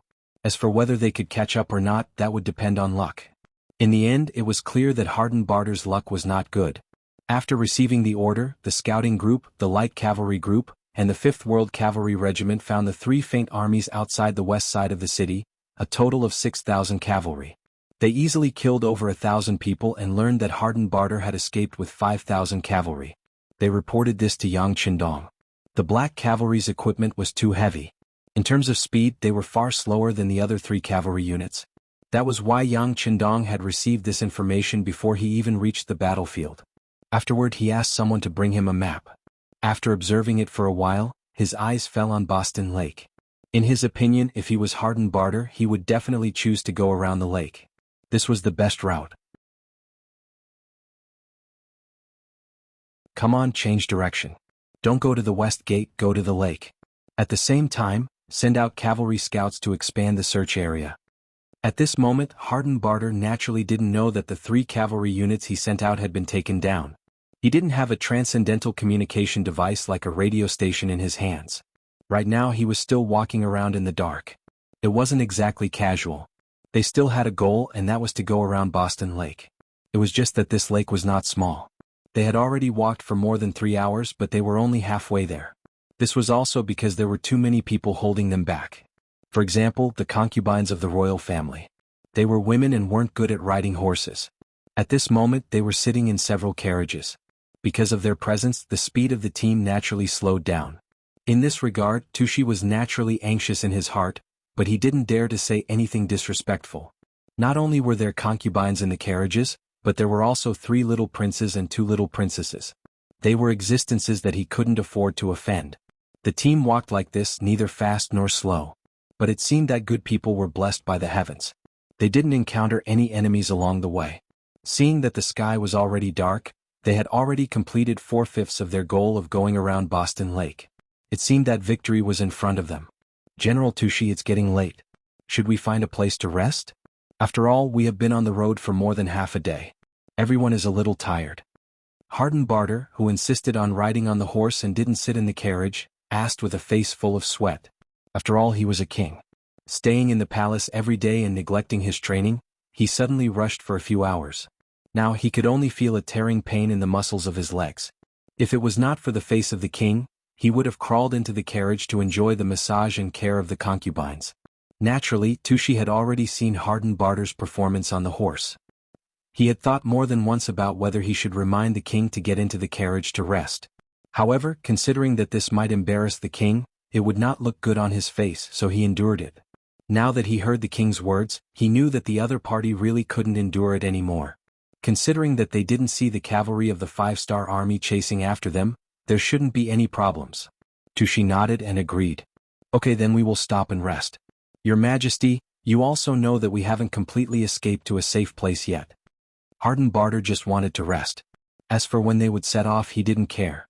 This was because he had already made up his mind. This time he wouldn't come out of the carriage. He nodded and said, "Okay, I will listen to the general."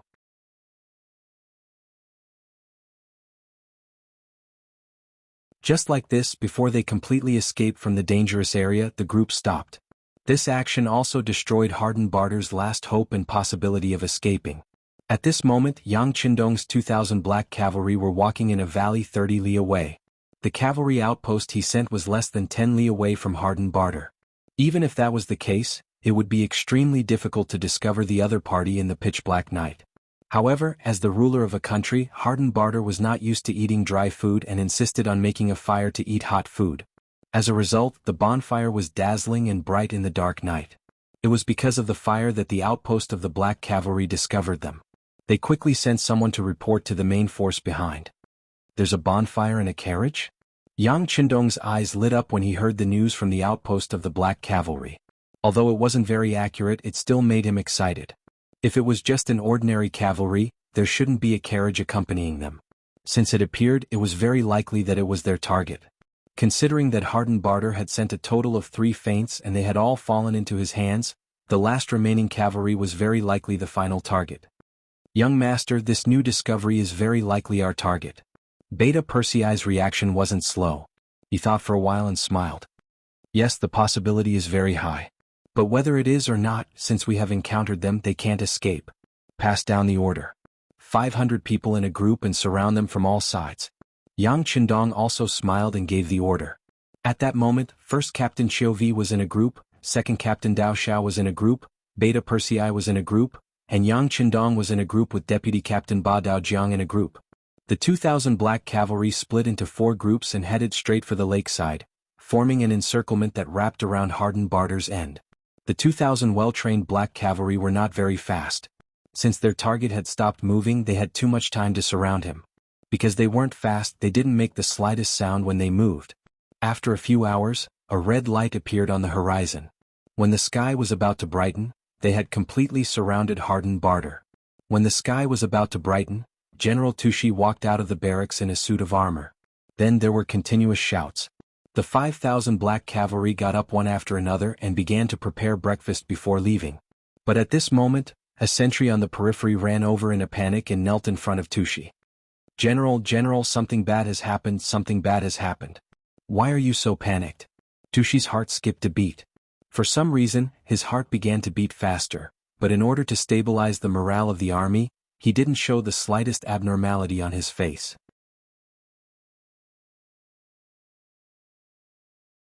Although this calmness was concealed very well, it was soon completely destroyed by the sentry's next sentence. "General, we have been surrounded. There are cavalry outside, all cavalry." What did you say? Where did the cavalry come from?" At this time, Tushi couldn't care less about the image of a general. He stretched out his arm and grabbed the sentry's neck. There was a trace of trembling in his voice. "General, this subordinate doesn't dare to lie to you. There are cavalry outside and they are cavalry covered in black armor. They only reveal their eyes. They look very frightening, very frightening." The sentry's face was already pale with fright. He stammered, but in the end he recounted the situation he knew. Covered in black armor, could it be the black cavalry? General Tushi, who was more knowledgeable than ordinary soldiers, trembled when he heard this. Then there was an unconcealable fear in his eyes. If what the sentry said was true, then it would be difficult for them to escape this time even if they had wings. It was the Black Cavalry, the legendary strongest existence of the five-star army. Their armor was impenetrable and their blades were invincible. Every target targeted by them would be like being targeted by a pack of wolves. In the end, they would be torn apart without leaving behind any residue. When he thought of these terrifying consequences, although the weather was still very cold at dawn, Tushi's body was already covered in layers of hot sweat. Moreover, the sweat involuntarily dripped down from his forehead.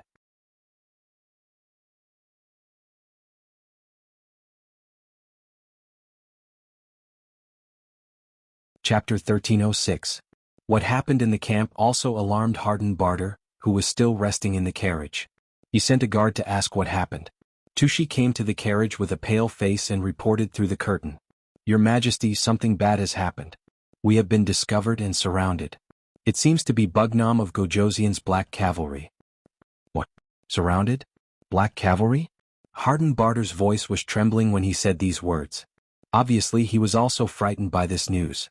At this time he began to regret. If he knew this would happen, he would have thought of a way to escape last night no matter how tired he was. But now it was too late to say anything.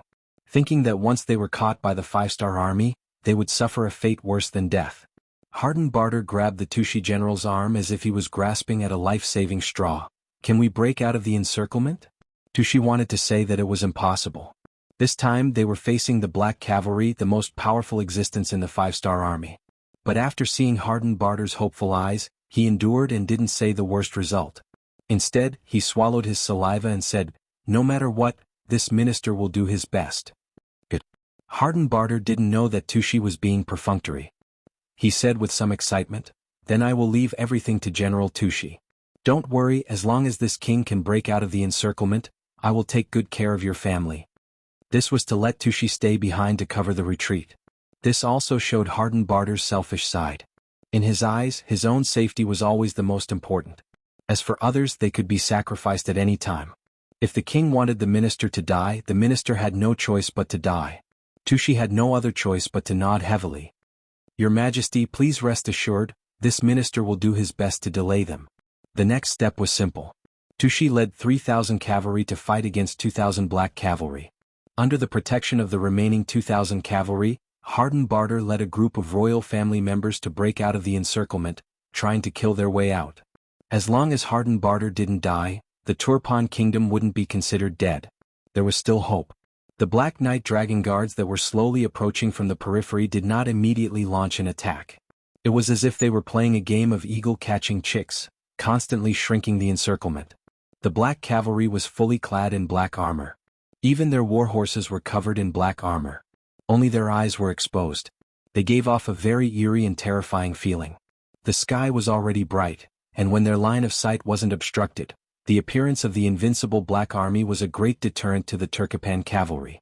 Before the battle even began, many of the Turkmen cavalry were already worried. Would they be a match for the Black Cavalry? The Tushi general also felt a chill in his heart and did not have the slightest bit of confidence. However, this was his duty. Even if he knew that he would die, he still had to give it a try. Everyone get ready to charge. The enemy only has 1,000 cavalry. They don't have as many people as we do. Kill. The Tushi general felt that the morale of the army had been affected. He didn't dare to wait any longer. Otherwise, who knew how many people would dare to charge? He only hoped that with the advantage of numbers, he could delay the five-star army. In this way, he could find an opportunity for the king to break out of the encirclement. Raise your guns. Just as the 3,000 Turkmen cavalry received the order to attack the five-star army cavalry 2 miles away, Beta Persei, Chiovi, Dao Shao, and Ba Dao Jiang, the 4 captains, simultaneously issued the order to counterattack. Then, in the hands of the Black Cavalry, each of them took out a Black Type 95 submachine gun. With the continuous development, especially under the guidance of Yang Qindong, and after taking out a large number of related books, the ammunition lathe in the arsenal of Crimson City was finally completed. Although the output was not very high due to various reasons, it could already produce 10,000 bullets a day. And with the completion of another lathe, this number would continue to increase. Yang Qindong also didn't need to rely on the ammunition box in the warehouse like before. He also didn't need to worry about whether the manually made bullets were qualified or not. Without any worries, the Black Cavalry was the first to be issued the Type 95 submachine gun. Moreover, each soldier usually carried 5 submachine guns, which was a total of 150 bullets. In addition, their whole body was protected by iron armor. It could be said that they were invincible in both offense and defense. Only the 3,000 Turkmen cavalry were already scared out of their wits. They didn't have the slightest hint of fear. With the order to raise the guns, the muzzles immediately spat out tongues of fire towards the charging Turkmen cavalry. It was only a distance of 2 li. To the cavalry it would only take a few seconds to cover the distance. However, these few seconds were like the difference between heaven and hell. The moment the gunshots rang out, the fate of the Turkmen cavalry was decided. Bam bam bam, bam bam bam. After the rapid fire switch was turned on, they didn't even need to aim. They only needed to fire continuously and more Turkmen cavalry fell in their charge. This was simply a battle of attrition.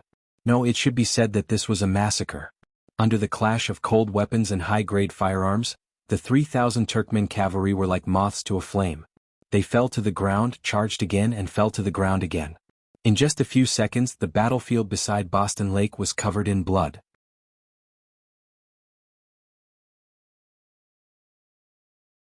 The ground was littered with the corpses of the cavalry.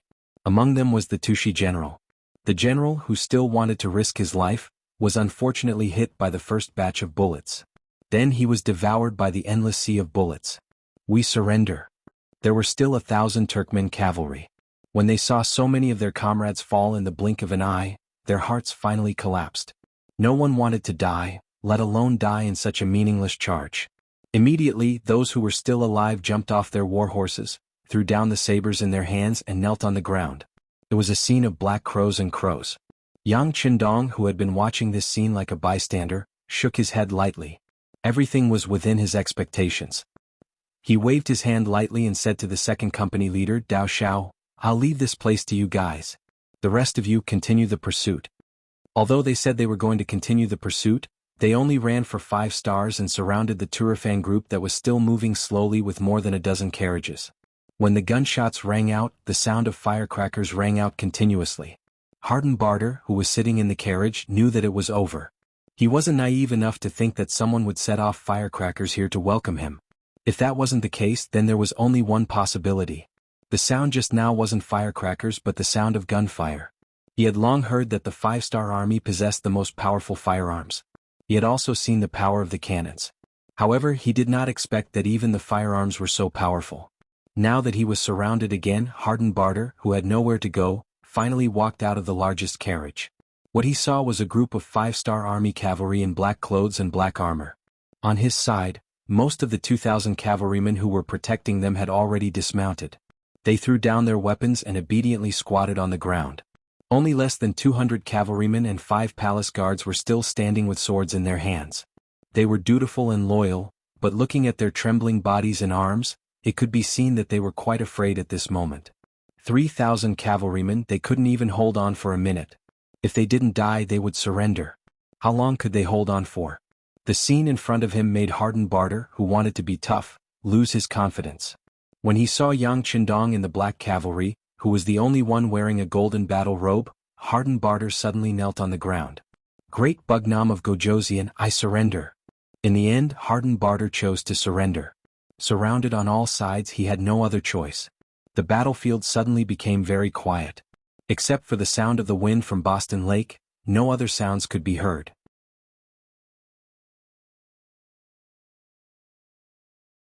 Everyone's eyes fell on Yang Qindong, who was wearing a golden battle robe, waiting for the king's decision. Yang Qindong didn't disappoint everyone. He quickly said, Surrender? You don't deserve it. These words were like a heavy hammer that smashed into Harden Barter's heart. At this moment, his face was pale and his eyes were filled with endless fear. What? Didn't you say that as long as I surrender, I will live? What? Why? Yang Qindong coldly snorted and said with a cold expression, Everyone only has one chance. Your father chose to surrender, but because you gave up this chance, hundreds of my generals died because of your fake surrender. Just based on this, you will definitely die. Where is Ba Daojiang? Subordinate is here. Ba Daojiang, who had been waiting for a long time, shouted and rode out. It was Ba Daojiang who had negotiated with King Shiza. Because of this, hundreds of Mongol soldiers were killed by arrows. Although Yang Qindong didn't mean to blame him for this matter, it had always been a knot in his heart. Now that he finally had a chance to take revenge, how could he let it go? He immediately stared at hardened Barter, who was trembling like a sieve. He thought that as the king of a country, as long as he was willing to surrender, no one would refuse. However, Yang Qindong didn't feel at ease at all. At this moment, hardened Barter, who was shrouded in death, felt his body turn cold. His face was pale as he stammered, "No. You can't kill me. I am the king of Turpan. If you kill me, you will attract the curses and fear of others. This won't be good for your future unification. I have already surrendered. You can't kill me."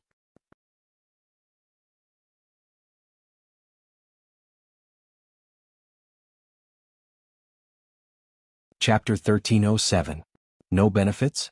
This is not something you should worry about. After a cold snort, Yang Qindong said without changing his expression. Since he wanted to lead all the Han people to the peak of the world, he was destined to walk on a pile of bones. If he was afraid of rumors, then he might as well not do anything. But since he was going to do it, he had to do it to the best of his ability. He had to make all the enemies feel fear from the bottom of their hearts the moment they heard his name. Only by doing so could he achieve the best results with the least number of casualties. "Ba Daojiang, what are you waiting for?" "Yes." With a loud shout, a fast horse suddenly rushed out of the army and rushed straight towards hardened Barter, who was standing beside the carriage with a pale face. "Protect His Majesty." The 200 most loyal guards shouted and wanted to stop Ba Daojiang, but before they could do anything, another burst of gunfire sounded. The 200 cavalrymen didn't even have time to rush out before they fell off their horses one by one. It was also at this time that Ba Daojiang rushed past them. His sharp saber fell down and a big head flew up. Hardened Barter's eyes were wide open as his head was separated from his body. Even when he died, he didn't think that the 5-star army would really take his life. He was the ruler of a country. As soon as Hardened Barter died, the remaining 1,000 or so cavalrymen trembled all over. They didn't know what would happen to them. Beta Persei rode to Yang Qindong's side and asked carefully, "Young master, I'll leave the rest to you." Yang Qindong said with waning interest. Hardened Barter was already dead, so he naturally didn't care about the others. After saying this, under the lead of the 200 Black Knight Dragon Guards, he slowly returned to where he came from. "Yes." Beta Persei respectfully sent off Yang Qindong. When his arm fell, he looked back at the Turpan soldiers kneeling on the ground. They were so scared that they didn't know what to do. He slowly said, "If you want to live, kill all the people in the carriage. Otherwise die. As for the other Black Knights and Dragon Guards, after they are done with the development, they will set up an observatory. We must let others know the consequences of going against our 5-star army." This meant that they couldn't let Hardened Barter's family go. Although they were mostly women and children, they were also a scourge. If they stayed, who knows what would happen when the 3 princes grow up. If they didn't remove the roots, they would grow again when the spring breeze. Although this was a bit cruel, for the sake of the overall situation they had to do it. Of course, the Black Knight Dragon Guards were not interested in doing such dirty work. They did not want to attack unarmed people. Fortunately, with these surrendered soldiers they could do such a thing.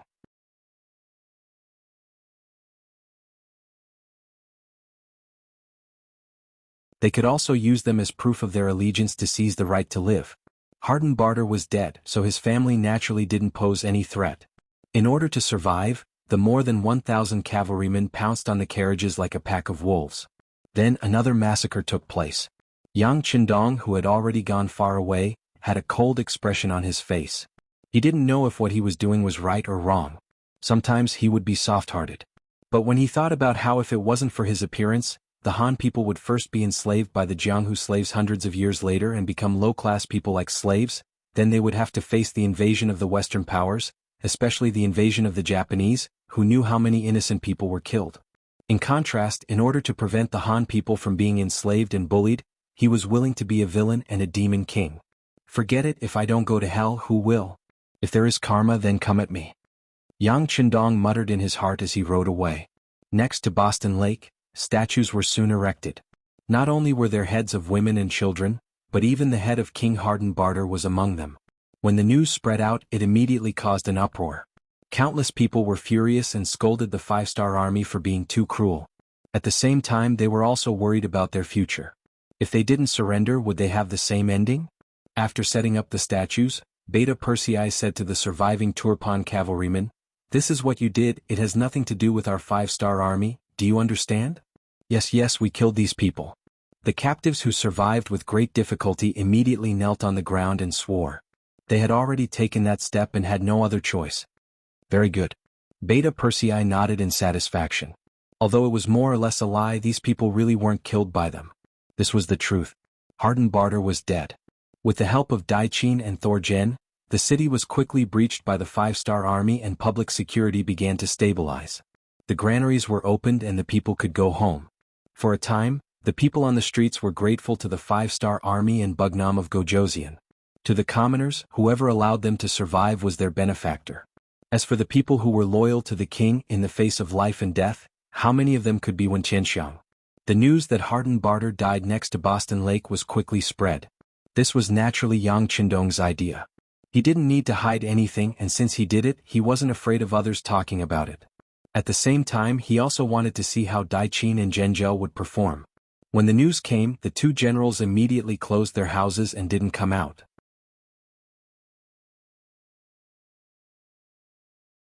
It didn't take long for the two resignations to be sent to the military camp of the 5-star army and placed in front of Yang Qindong.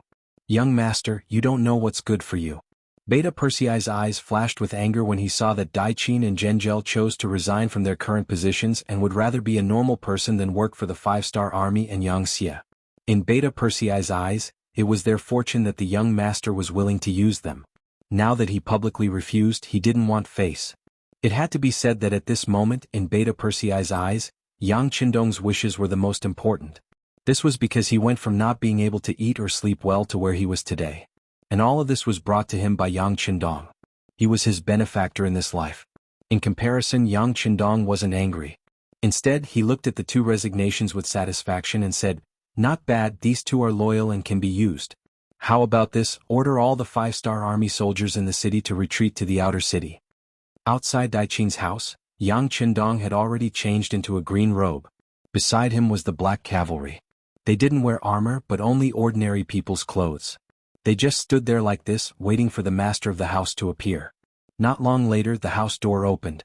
Daiqin, with bloodshot eyes, brought a group of servants out and knelt in front of Yang Qindong. It could be seen that Daiqin's expression wasn't good. He knew that the king was dead and even his family wasn't released. In his eyes, the 5-star army's actions were too cruel. He really couldn't imagine that this was done by the Han people who were taught by Confucianism. What was the difference between this and the Mongolian great Khan Kublai? With such a knot in his heart, Daiqin obviously couldn't risk his life. He was already prepared to hand over all his power and become an ordinary person. But he didn't expect that Bugnam of Gojoseon didn't have the intention to let him go. He actually brought people to his house. Was he going to hide his bow after the birds had flown away?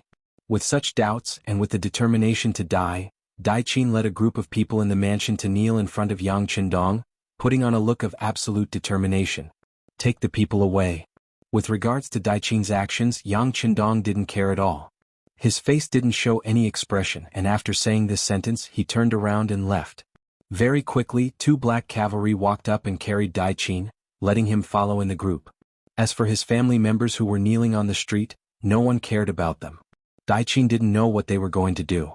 He used his expression to suppress the cries and screams of his family members, and just like that, he followed behind Yang Qindong into Foreshire City. Not long later, he saw Gegener also being brought over.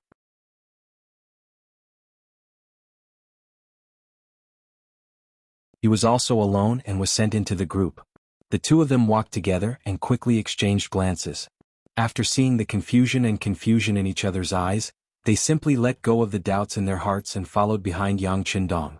They wanted to see what kind of tricks Bugnam of Gojoseon was going to play.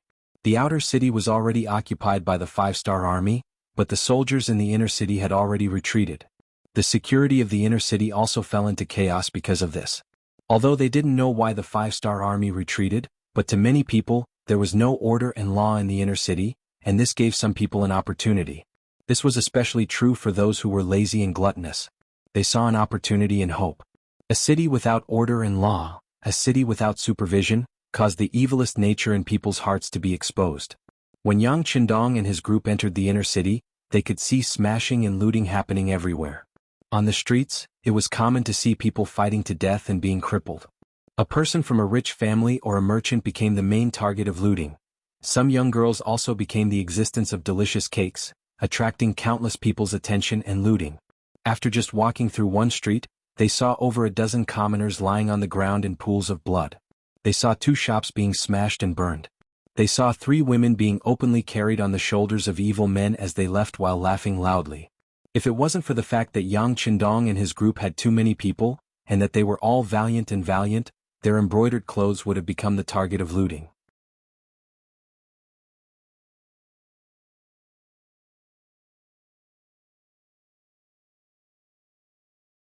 Chapter 1308. How did this happen? In the group, Dai Qin and Zhenjia's expressions changed greatly. They couldn't believe this scene. When they saw more and more Turpan civilians dying on the streets, their hearts ached and they couldn't believe it. Yang Qindong, who had been waiting for the reaction of the two, finally spoke at this time. Look, this is the true evil in the hearts of humans. This king knows that Harden Barter's death, including his entire family, was in the hands of the surrendered soldiers. You are angry, even angry. But this king wants to say that they are humans. Are these ordinary citizens not humans? If the two of you are only angry because of the destruction of the Turpan royal family, then this king can let the people kill each other and reveal their ugliest side.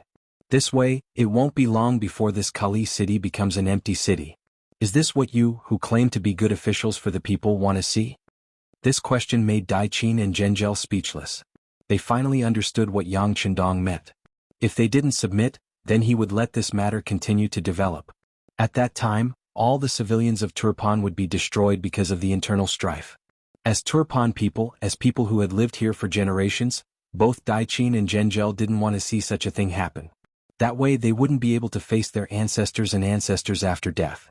But if they submitted to Yang Qindong and worked for him because of this, they were somewhat unwilling. For a long time the two didn't speak. Yang Qindong also didn't have the intention to rush them.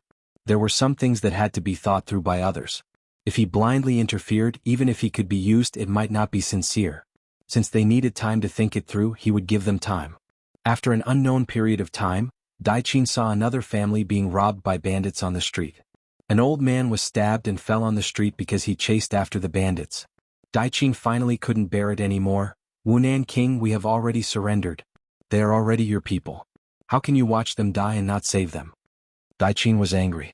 This was what Yang Qindong wanted to see. He laughed and said, "Surrendered? Why do I see them returning to their own residences and not caring about the outside world?" He was saying that Dai Qin and Zhenjia's actions made him angry. At that moment, Dai Qin could only speak in a short breath. But we also did our best for the 5-star army to enter Kylasi.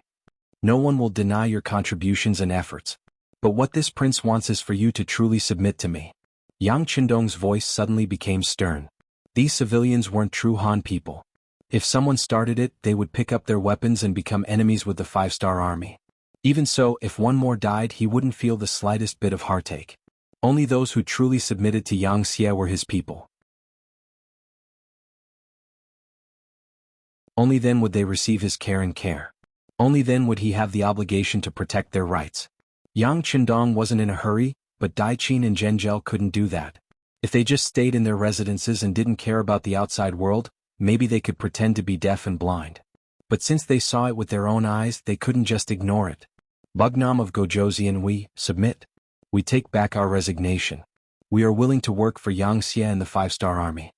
Finally, the cruelty of reality forced the two to change their minds. They had to do their best to protect the civilians of Turfan. Yang Qindong was waiting for these words. He stopped in his tracks and turned around to look at Dai Qin and Zhenjiao. Very good, you made the right choice. Now, I will give you the authority to send soldiers into the city. When the time comes, I will leave behind 10,000 5-star army to help you restore law and order. After that, there will be other non-human civilians coming in. The Turfan civilians here will also leave their homeland and live in other places. But I can guarantee that as long as they sincerely submit, not only will their safety be guaranteed, their future lives will be better than now. Even the descendants of the two generals will thank you for your actions today.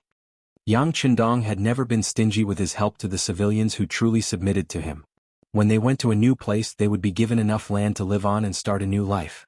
At that time there would be no more war, no more fear. There would only be hope and longing for a limitless life.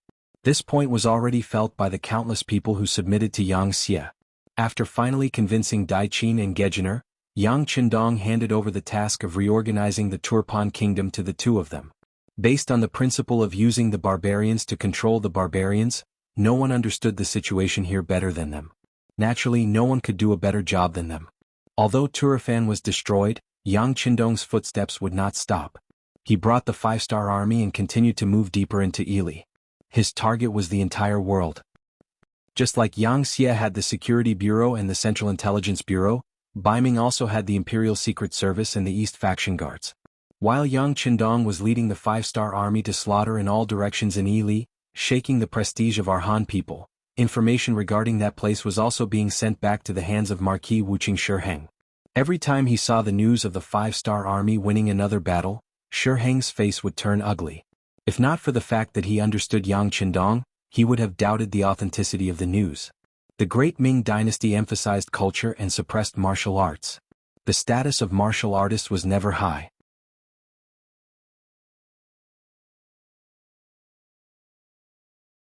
Actually, it was not only the Great Ming Dynasty that was like this. Ever since An Lushan started a rebellion, the Song Dynasty was like this, and now the Ming Dynasty was like this as well. Even though the Zhao clan and the Zhu clan started a rebellion through martial arts, this did not stop them from getting rid of the donkey after it had outlived its usefulness. That's right, they got rid of the donkey after it had outlived its usefulness. In order to prevent the same thing from happening to them, the Great Ming Dynasty had many similarities with the Song Dynasty. For example, in order to prevent the martial artists from gaining power, the emperor would work together with the civil officials to suppress them. This resulted in the saying that the emperor and the scholar officials ruled the world together. As a result, the strength of the country would slowly decline, and in the end, it would be replaced by other dynasties. All of this was just to say one thing. Under such a policy, it was difficult for the martial artists to achieve anything. Shiheng lived in this era and had seen too many cases of civil officials suppressing the martial artists. Even though he was Wuqing Hao, it was still difficult for him to enter the eyes of many people. In their eyes, he was just a martial artist. There were many things that happened from time to time. For example, the provision of provisions was always a little late. It seemed that if they did not do so, it would be difficult to show the importance of the civil officials.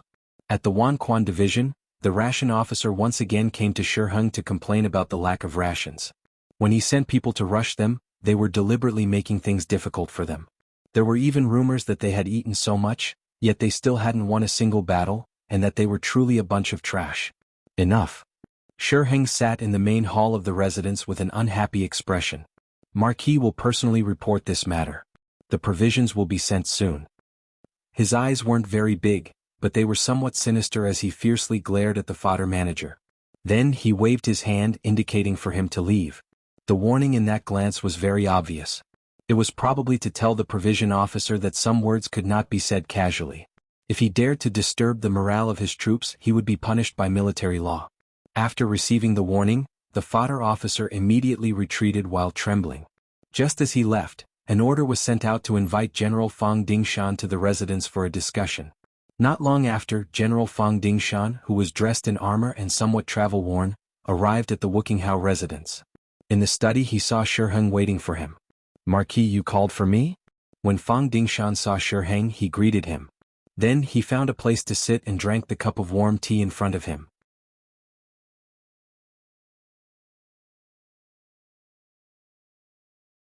One was a close official of the emperor, while the other was a marquis personally conferred by the emperor. The two of them worked together in the frontier fortress. As time passed, their relationship became much closer. Just from Fang Dingshan's behavior after entering the study, it could be seen. Shiheng looked at Fang Dingshan with a face full of smiles. He also looked at his casual actions. This person had some ability, especially in the area of training soldiers. Under his leadership, the Liaodong Iron Cavalry's battle strength was constantly increasing. The number of soldiers also increased. It had increased from the previous 70,000 to the current 100,000. Naturally, this was tacitly approved by the emperor. At the same time, it was also fully supported by Shiheng. After seeing the 5-star army's cavalry continue to dominate the world, the importance of cavalry became more and more obvious. Not only did the Liaodong Iron Cavalry increase in numbers, their battle strength was also not bad.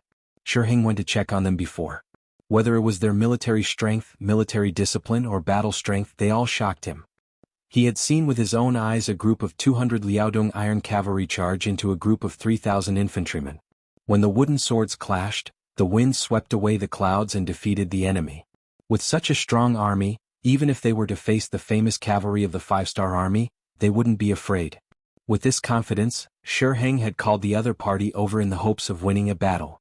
This way he wouldn't be underestimated by the civil officials in charge of the provisions behind him. After watching Fang Dingshan drink 2 full bowls of tea, Shi Heng finally opened his mouth. He first repeated what the provisions officer said, then sat down to see Fang Dingshan's reaction. Oh, someone actually said that. They really can open their mouths. The emperor didn't even order us to fight against the five-star army. They are jumping up and down like monkeys. Fang Dingshan was after all a martial artist, so when he spoke he did not have too many taboos.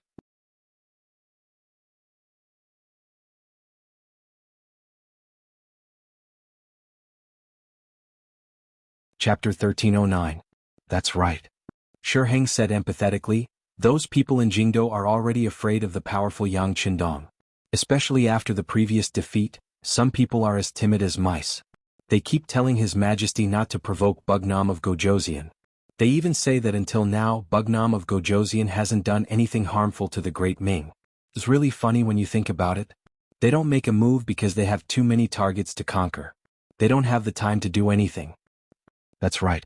Those scholars who only know how to use literature and martial arts are simply harming the country, Fang Dingshan said in agreement. He also didn't agree with these people's words. What Bugnam of Gojoseon still had the Great Ming in his heart and didn't dare to make a move against the Great Ming. In his eyes it was nonsense. Yang Qindong didn't make a move now because he didn't think the time was right. Once he did make a move, it would be like the autumn wind sweeping away the fallen leaves. No one would be able to stop him, right? Scholars are harming the country. Shi Heng also let out a long sigh. After seeing Fang Dingshan's anger, he suddenly changed the topic and said, it's because of this that we can't let this kind of thing happen. We can't just stand by and watch the five-star army grow. I don't dare to say anything about other places, but at the very least, we can't allow this kind of thing to happen in our territory. Marquis is preparing to make a move? Fang Dingshan also understood the meaning behind these words and asked with some excitement. Yes, he's going to make a move.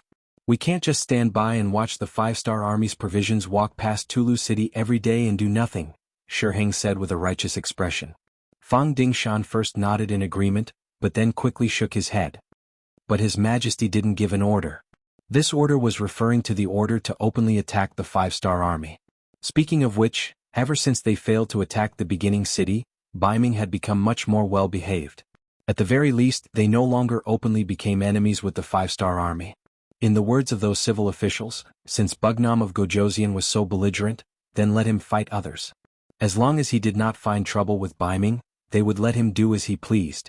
Swords had no eyes on the battlefield. Once they lost a battle and Yang Qindong died on the battlefield, the so-called five-star army would also collapse.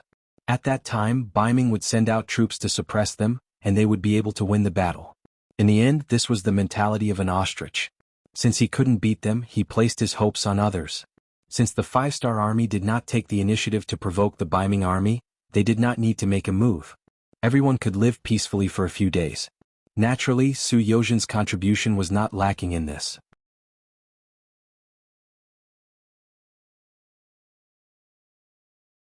Yang Qindong needed to conquer the grasslands and the inner regions to increase the five-star army's influence and territory. If Baiming made a ruckus at this time, it would be very inconvenient. This was why Su Yozhen ordered the Baiming army to not make a move. Now it seemed that the effect was not bad. At least some civil officials believed it. Baiming's emperor Zhu Qiu also did the same. However, Shi Heng, who had been laughed at for asking for provisions, felt a bit of anger in his heart. He decided to make a move and fight with the five-star army to find trouble with them. It's fine. It's true that the emperor didn't give any orders, so we don't need to use our own names. We can just pretend to be bandits and remnants of the grasslands. Marquis has already thought about it. We can split up into smaller groups and use small groups to disturb the enemy's supply lines. This way we won't have to worry about being reprimanded. We can also train our soldiers and steal some provisions for our own use. It's killing 3 birds with 1 stone. The more Shi Heng spoke, the more excited he became. It was as if countless benefits were already waiting for him. At this moment, Fang Dingshan's eyes became brighter and brighter. Disguising themselves as bandits and forces opposing the five-star army to disturb them was indeed a good move. This way they wouldn't have to worry about the emperor's reprimand. If they fought more battles, they would be able to accumulate small victories. It was truly wonderful. He was so excited that he immediately stood up and said, "That's great. I'll go arrange it right away." "Good. General Fong, you've worked hard. However, you must remember not to send too many people at once. After all, there aren't many forces opposing the 5-star army in this area," Shi Hing carefully warned. He said this because he had another purpose. That was to send out a small number of cavalry at once. Even if one of the groups failed or were completely wiped out, it wouldn't affect the overall situation of the Liaodong cavalry. Fang Dingshan listened and nodded repeatedly. Then the two discussed for a long time and discussed some specific issues. In the end, when both sides felt that there were no problems, they looked at each other and laughed. Under the protection of more than 100 5-star army soldiers, a group of more than 10 horse carriages escorted the provisions from the first city to the Shajing city. Along with this group, there were also 200 people of different races. There were men and women, old and young. They either brought their families or supported the carriages as they walked. Upon closer inspection, everyone's eyes were filled with yearning for a better future. These 200 people had already obtained identification cards issued by the Logistics Command. With this, they could each receive 10 mu of rations and farming tools according to the number of people they had when they arrived at the new place. They could also be allocated a house and a sum of money that was enough for them to settle down in their new home. The future place would also be their new starting point. As long as they were willing to work hard, with provisions and money, how could their life not be good? Although they had to leave their hometown because of this, compared to living a stable and prosperous life, those were nothing. The 200 people were even chatting and laughing along the way. Although everyone came from different ethnic groups and regions, it was very likely that they would be living together in the future. Thus, they slowly became familiar with each other along the way. For the behavior of the people, the 105-star army soldiers didn't do anything to stop them. The higher-ups had already said that as long as the people were obedient, they would be convenient along the way. After all, the army would still need to rely on these people to provide the provisions needed by the army in the future. It was a bit inappropriate to say that they were the parents of food and clothing, but it was not too much to say that they depended on each other. In this way, the people helped to drive the carriages. When the road was smooth, they would sit in the carriages to rest for a while. From time to time, when they encountered water sources, the soldiers and civilians would stop to fetch water and interact with each other. It was a picture of harmony. However, all of this beauty was suddenly cut short by a series of rumbling sounds that came from the ground. As the captain of the team, Bien Bin, the company commander, pulled out his sword when he heard the rumbling sound, then he shouted, "Soldiers, prepare for war, people hide beside the carriages." It was no wonder that Bien Bin was so nervous. The area he was walking in was far from the first city in Shajing City, so there would often be bandits in this area. Although relying on the powerful reputation of the 5-star army, ordinary people didn't dare to find trouble with them casually. However, there were still some desperados among them, and there were still some people who were willing to take the risk. With the idea that a villain would not make a big mistake, Bien Bin gathered the soldiers together. Among them, there were 50 soldiers who had war horses. At this time, they were sharpening their swords with the company commander, ready to deal with any unexpected situation. On the other hand, the people didn't seem to be nervous. They were all people who had been conquered by the 5-star army. They had seen the power of the 5-star army and didn't think that anyone would dare to challenge the authority of the 5-star army. Therefore, even if they heard the rumbling sound of the war horses, there were still some people who looked forward, wanting to see who was so bold, and then watch these people who appeared leave with their tails between their legs. The 5-star flag was fluttering in the breeze, like a command flag standing on the mule carriage. It also proved the identity of this supply team to the outside world. Many times, the appearance of the 5-star flag was like a huge and unstoppable city wall, causing some bandits to forget and retreat. After all, the strength of the 5-star army was too strong. It was so strong that many small tribes who had not yet surrendered did not have any intention to resist. This was also the biggest reliance and confidence in the eyes of the people. Report: a group of 200 Mongolian bandits appeared in front of us. They are rushing towards us quickly. They are less than 5 miles away. The scout cavalry in charge of guarding the front rushed back and shouted loudly as he rushed back. Mongolian bandits? When he heard this name, Bien Bin's face became a little ugly.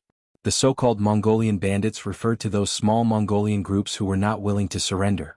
They were usually small in number and their battle strength was not strong. When faced with the 5-star army, they would avoid them. However, when faced with the five-star army, they would suddenly attack like a mad dog. These bandits could not be killed and they could not be killed. They were the most troublesome thing to deal with. Who would have thought that he would encounter them here today? Bien Bin felt a headache coming on, and he hurriedly started to get into formation. 50 cavalry soldiers were ready to fight at any time, and 50 infantry soldiers were ready to shoot from afar. Bien Bin wanted to use this method to warn those bandits that he was not someone to be trifled with. He hoped that this method could scare them away and make them stay away from him and avoid a possible disaster. Bien Bin was a little nervous, but he did not show it on his face. Instead, he confidently said to his soldiers and the people around the carriage, "Everyone, don't worry. Even if the bandits come, they will not easily make a move. For these carriages of provisions, the price they have to pay is not proportional to the price they will get." Everyone thought that the bandits who came were after the provisions. However, they did not know that this time, it was not the bandits who came, but the valiant Liaodong Iron Cavalry. Baiming had spent a lot of money to build this cavalry.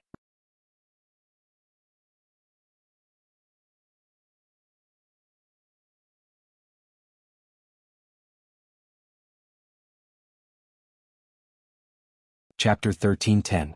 It was only the distance of a five-star army. For a real cavalry, it would only take half the time it takes to drink a cup of tea to arrive. When both sides could clearly see each other's formation, Bien Bin, as the company commander, took the initiative to move forward and shouted, "We are the new five-star army's new army, 1012th Division, 101st Division, 7th Regiment, 2nd Battalion, 5th Company. We were ordered to escort the supplies to the army in front. It's better for you to move aside. Otherwise, if you attract the wrath of the five-star army, it's not something you can." After revealing his identity before he could finish his warning, an arrow pierced through the air and hit Bien Bin's chest, where his heart was located. With just one arrow, Bien Bin's shouting stopped abruptly. His body trembled a little, and with an unwilling expression, he fell from his horse. Bien Bin was dead. The sudden death of a company commander shocked everyone. The 200 civilians let out a cry of alarm and started to flee in all directions. Obviously, this scene had exceeded their psychological defenses. They did not expect the bandits to be so arrogant, to actually kill someone without saying a word. Furthermore, the person they killed was a captain of the five-star army. This was equivalent to drawing a grudge that would not end until one of them was dead. Presumably, once this matter was spread, the headquarters of the five-star army would definitely not let this matter rest. However, that was all for later. The most important thing now was to survive. Otherwise, they would definitely not be able to witness this scene. The civilians began to run in all directions in panic. However, the soldiers could not run away. They still needed to avenge their company commander. After hesitating for a moment, both the cavalry and the infantry launched their own counterattack. Thus, a small-scale battle began. Unfortunately, the cavalry needed some distance to launch an attack, while the infantry's range was not enough. In just the first clash, the five-star army suffered a great loss. More than 30 soldiers died on the spot. The 200 cavalry of the bandits did not feel satisfied after the first charge. What they wanted was to kill all of them and not leave a single one alive. Therefore, they quickly mobilized the horses to charge again. After repeating this process 4 times, there was not a single five-star army soldier who could breathe beside the carriage. All of their brothers in the company had been killed. Under the surprise attack, only 2 of the Meng bandits' 200 cavalrymen were killed, and only a dozen were injured. Seeing this result, the leading Liaodong cavalry general was very satisfied. He laughed and said, "1 team stay behind to escort the carriages. 2 chase after the fleeing civilians. Remember, don't leave a single one alive. Don't leave a single one alive."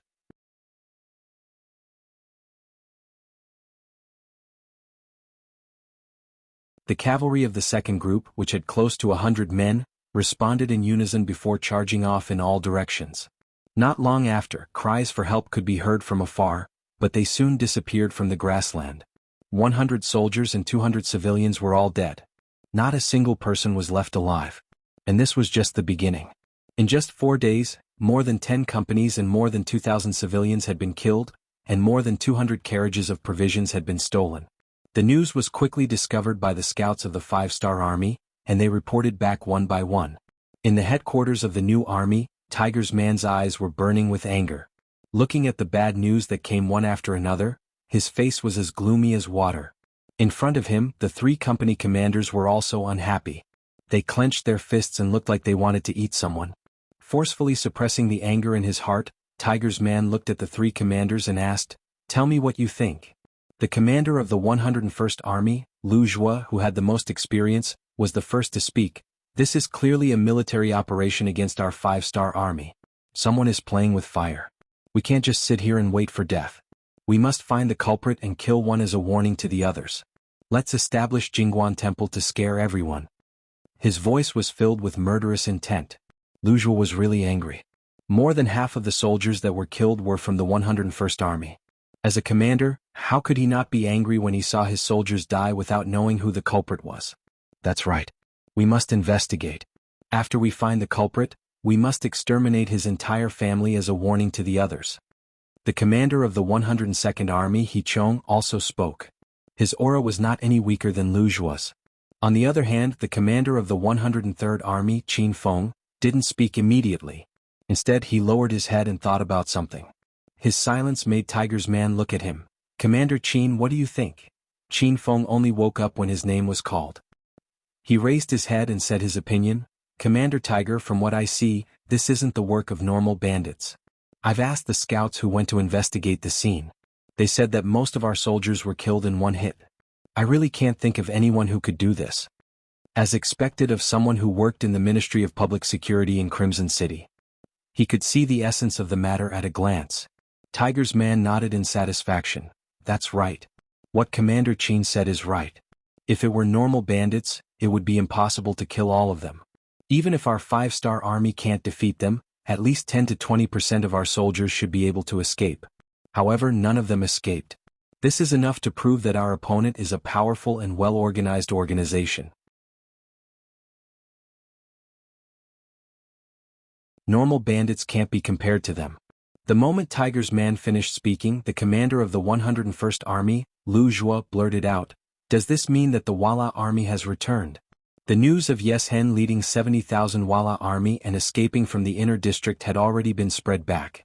Yang Qindong had even sent a telegram to remind everyone to be careful of the enemy's sudden attack. After all, he couldn't be sure if Yes Hen was really afraid of him or not. Lu Zhua's analysis was reasonable. "It can't be them." Commander Qin Feng directly denied it. "What?" Lu Zhua asked in confusion. "It's very simple. This isn't the style of the Walla cavalry. If they appeared here, 70,000 of them would have already caused a commotion. Only then would they be able to attract more Walla cavalry to join them. Why would they do something so cowardly? Just for a small amount of food, the sacrifice is not proportional to the gain." Qin Feng said in a very confident tone. Less than 200 carriages of food was really not much use to a 70,000 Walla cavalry. He even had a feeling that the real target of the attacker wasn't the food. It was just something they did along the way. Qin Feng's words made Lu Zhua fall into deep thought. He didn't say anything else. On the other hand, the commander of the 102nd Army, He Chong, suddenly thought of something and said, "If it's not the Wara cavalry, could it be the Baiming army?" It wasn't strange for He Chong to say this. In his opinion, the only powerful army in the area was the Baiming army. But did they have the guts to do so? Qin Feng didn't say anything. Although he thought so, he didn't have any evidence. But when it came to military matters like this, if it wasn't handled well, it could lead to big problems. Think about it. If it wasn't the Baiming army who did it and they really did fight the Baiming army, what would the result be? The person who actually did it would probably wake up laughing in his sleep. Investigate. In the end, it was Tiger's man who made the decision. Send more cavalry scouts. If one team isn't enough, then send 2. If 2 teams aren't enough, then send 5 or 10 teams. In short, we have to find them and surround them. We need solid evidence. After the meeting ended, all the cavalry scouts in the new army were sent out. Not only that, Yang Si from the logistics headquarters had also called over the cavalry scout division that was currently in training. This was a cavalry scout division that he was currently training, and the first commander of the scout division was the chief scout instructor Su Yunsheng, whom he had spent a great deal of effort to invite from Crimson City. Su Yunsheng was the first recon company commander and recon battalion commander of the 5-star army. He was also a person who was registered with Yang Qindong. Later on, because of his outstanding strength, he was sent to Resin City to teach the Cold Front soldiers. Over the years, he had taught so many students that even he couldn't remember how many there were. However, he liked the feeling of fighting and killing. This time, Yang Si had spent a lot of effort to invite Yang Si, who had stayed in Resin City, to the logistics headquarters. According to his promise, as long as Su Yunxing performed well, he would definitely have the opportunity to kill enemies on the battlefield. This time, more than 10 companies of soldiers were killed, 2 to 3,000 civilians were slaughtered, and 1 to 200 logistics carriages were stolen. This attracted the anger of the new regiment and also angered Yang Si. After all, the logistics and rations were under his control. Since someone dared to do this, it meant that they didn't put him in their eyes. Therefore this time he invited Su Yunxing to come out. There was no need to investigate this matter clearly and obtain evidence. Since there was a battle to fight, Su Yunxing did not decline at all. He quickly gathered the only 2,000 scouts in his hands. Although it was a division-level unit, scouts were not easy to find. Not all soldiers who could kill enemies could be good scouts. In accordance with the principle of better to have nothing than to have something substandard, only these 2,000 people were selected from the hundreds of soldiers in the logistics headquarters. However, these 2,000 people were indeed outstanding people. It was not an exaggeration to say that after a little training, they were not inferior to the soldiers of the 1st Cavalry Division. In fact, they were even better in some aspects. In the end, Su Yunxing trained these 2,000 people as scout instructors. He was counting on these people to be successful in the future and train and bring out more outstanding scouts. Now that he had an order, Su Yunxing gathered all these 2,000 people and gathered them on the field of the scouts outside the first city. Su Yunxing, who had the rank of colonel, was riding on a horse majestically. His eyes inspected the 2,000 soldiers who were standing in a mighty posture. Warriors, we have a mission now. This is also a test of what you've learned recently. People always say that you're a mule or a horse. Now is the time for you to perform. Now, I order you to form a team of 10. Choose a captain and vice-captain. Then the captain will come to me to receive the mission. Now you're dismissed. You're tuning in to the Han Li's Wuxia Chronicles YouTube channel.